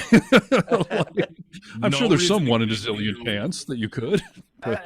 They'd have to be some sort of like rectal bleeding, and you'd have to get like septic from like poop getting into a wound. But anesthetic, people die under anesthesia just because so I'm being anesthetized, but it's the lowest form. I'm sure it's fine. You're gonna be fine, dude. I always tell my wife, it's the whole WebMD thing of what an age we live in where we can just Google our issues and fix ourselves. Well, I don't know if you've ever done it, but when you Google, like, how do you get a splinter out? It's like, you may have fucking cancer, dude. Right. You better go to the hospital quick. WebMD never says you'll be fine. It always gives you the worst case scenarios for everything. So my cousin deals with anxiety, and it's basically wrapped around WebMD. She's a fucking, hypochondriac. Hypochondriac, Brewski. Thank you. Yep. And I told her, hey, listen, stay the fuck off WebMD, and then your life changes, dude. It just changes. Steve, I was going to suggest to you, I told Nick this pre-show, a friend of the program, Doug Stanhope, actually has a bit about receiving a colonoscopy. And he said how it was kind of boring and really clinical, and he would have preferred if there was like kind of a dominatrix sort of thing where she's like got her foot on his face and she's like, we're gonna clean you out and I'm gonna check you for prostate cancer. He's like, make it fun, let's get a good story out of this. Was he awake when he did his live on the radio or TV or wherever he did his? But it wasn't really a colonoscopy. Now that I think about it, it was more of like a colonic sort of thing, like when you go and you get your colon cleaned out and that sort of thing. But in that bit, he talks about how since his dad died of colorectal cancer, that as he said, they want to put a whole bunch of people in my ass. Right. And now that I've reached a certain age, they want to put all these people in my ass. Doug, you really should get this checked out and that sort of thing, Well, and Nick suggested that I should broadcast live during this, and I told him that according to a bunch of the gun nuts, my head is already up my ass, so I have a microphone right there. Yeah, you should have brought one with you. Now, Doug did do it in Alaska for a morning show bit, but it wasn't a colonoscopy. It was just a colonic sort of thing. And so he said that they actually had an intern in the room with them, holding the phone up to his face while the putting the hose up and filling him up with water and that sort of thing. And he was doing it live on the air for a morning show, a rock station and he just did it he said because it was for a goof, and he's an entertainer. I get it. I'm going to promote a show I'm doing in Anchorage that night. That's great. There is an issue. Oh, go ahead, Arnis. I was going to say, every doctor, everyone who's had a colonoscopy has told me that today, what I'm about to do to myself, that's the worst part of this process. Right. I got to go take a bunch of pills, and it's just going to make me crap everything through my body. And everyone's telling me that's the worst part. You're asleep for the other part. You wake up, maybe you're a little sore or something, but it's no big deal. But the cleanse that I'm about to go do, that's apparently and also not being able to eat and being so hungry and that sort of thing too. Yes. I'm really hungry, dude.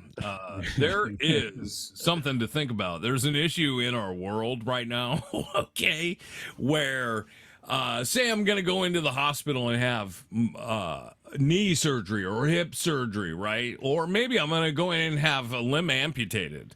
There's an issue. In fact, it may even be a phenomenon. It's a phenomenon. Of doctors cutting off the wrong leg, operating on the wrong knee. Sure. So there's folks that will take a Sharpie and say, like, circle their right knee like this one. Yes. I think that my dad has recommended that. You see? Really? It's a phenomenon. For like leg surgery where there's two of something. Yeah. Yep. I think that just for the show's benefit and maybe your health, you should put an X on your penis and circle your butthole and put an arrow down and say this one so they don't do you wrong. There's already a brown ring there circling the correct I think they'll figure it out, but I think maybe they'll shove it down my throat by mistake. Who knows? People say I'm a big asshole, so there's all sorts of opportunities. Well, they could always do the Toucan Sam. Follow your nose. It always knows. Right.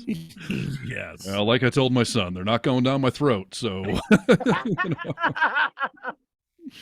yeah, well, this should be a fun experience. But, gentlemen, I do need to go start to drug myself or I'm going to miss my window for this evening. So, go eat a little something and relax. Oh, I cannot eat a little something. You fucker.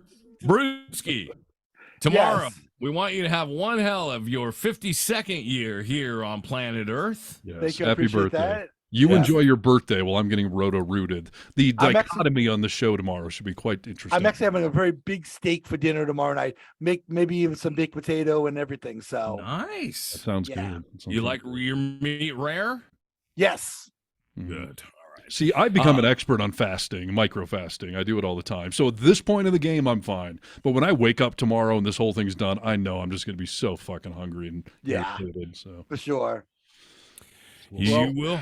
All right. Wish you the best, Steve. You're going to do all right. You'll see. You'll do all right. We'll be thinking of you for sure, Stephen. Okay? I will I'll update you guys as soon as I can. My biggest struggle is just getting there and getting home. The rest of it in the hands of the experts. So. Yeah. Poor people. Shoving garden hose on my ass tomorrow. By the way, of all of the medical professions there are, why would you choose this one? To be the expert in sedating someone and sliding some long thing up their butt. Maybe why is they that? off on it, dude. You know? I mean, seriously, why is that a profession? There must be some curiosity or kink or something. Proctology, baby. They just care about people, dude. It's they want to keep people healthy. Cosmo Kramer said, have you ever been around a proctologist? If you're at a party, you want to be around a proctologist. They have the best stories, and they always end with, it was $1,000,000 to 1 shot, doc. 1,000,001. Oh, well. You should make sure, you should ask your proctologist tomorrow, do you drive a brown probe? It won't be the first time I've been sedated and I wake up, I'm like, man, my butt hurts. What happened here? What kind of party is this? On the next episode of The Vocal Minority, we'll figure out when the first time that happened, Steve, was. All right. Well, check us out on all of our social media platforms. Go to thevocalminority.net. And guys, I appreciate you accommodating. We normally record the show on colonoscopy day, so we're recording a day early. But yeah, I'm planning on trying to get some work done tonight. But I seriously don't know. Am I going to spend the next 7 hours in the bathroom, or is it going to come and go? Laptop. Set the laptop up in the bathroom. There you go. Yeah, You'll be a king on your throne. All right. King Stephen. King Stephen. And this is my final word on your birthday, Brewski. Okay. Happy birthday, Brewski, champion Brewski. Please remember Nick loves you more than Steve. That's very sweet. You guys are the best. Thank you so much. I appreciate it. You're welcome. I told Nick we should do Highway to the Birthday Zone. Oh, yeah. Just keep that theme going for everything that comes up. It should, yeah. We've got a boner zone and a birthday zone. Right. Good luck tomorrow, Stephen. Vocalminority.net. Thanks for joining us here for a great podcast, dude. Number 20.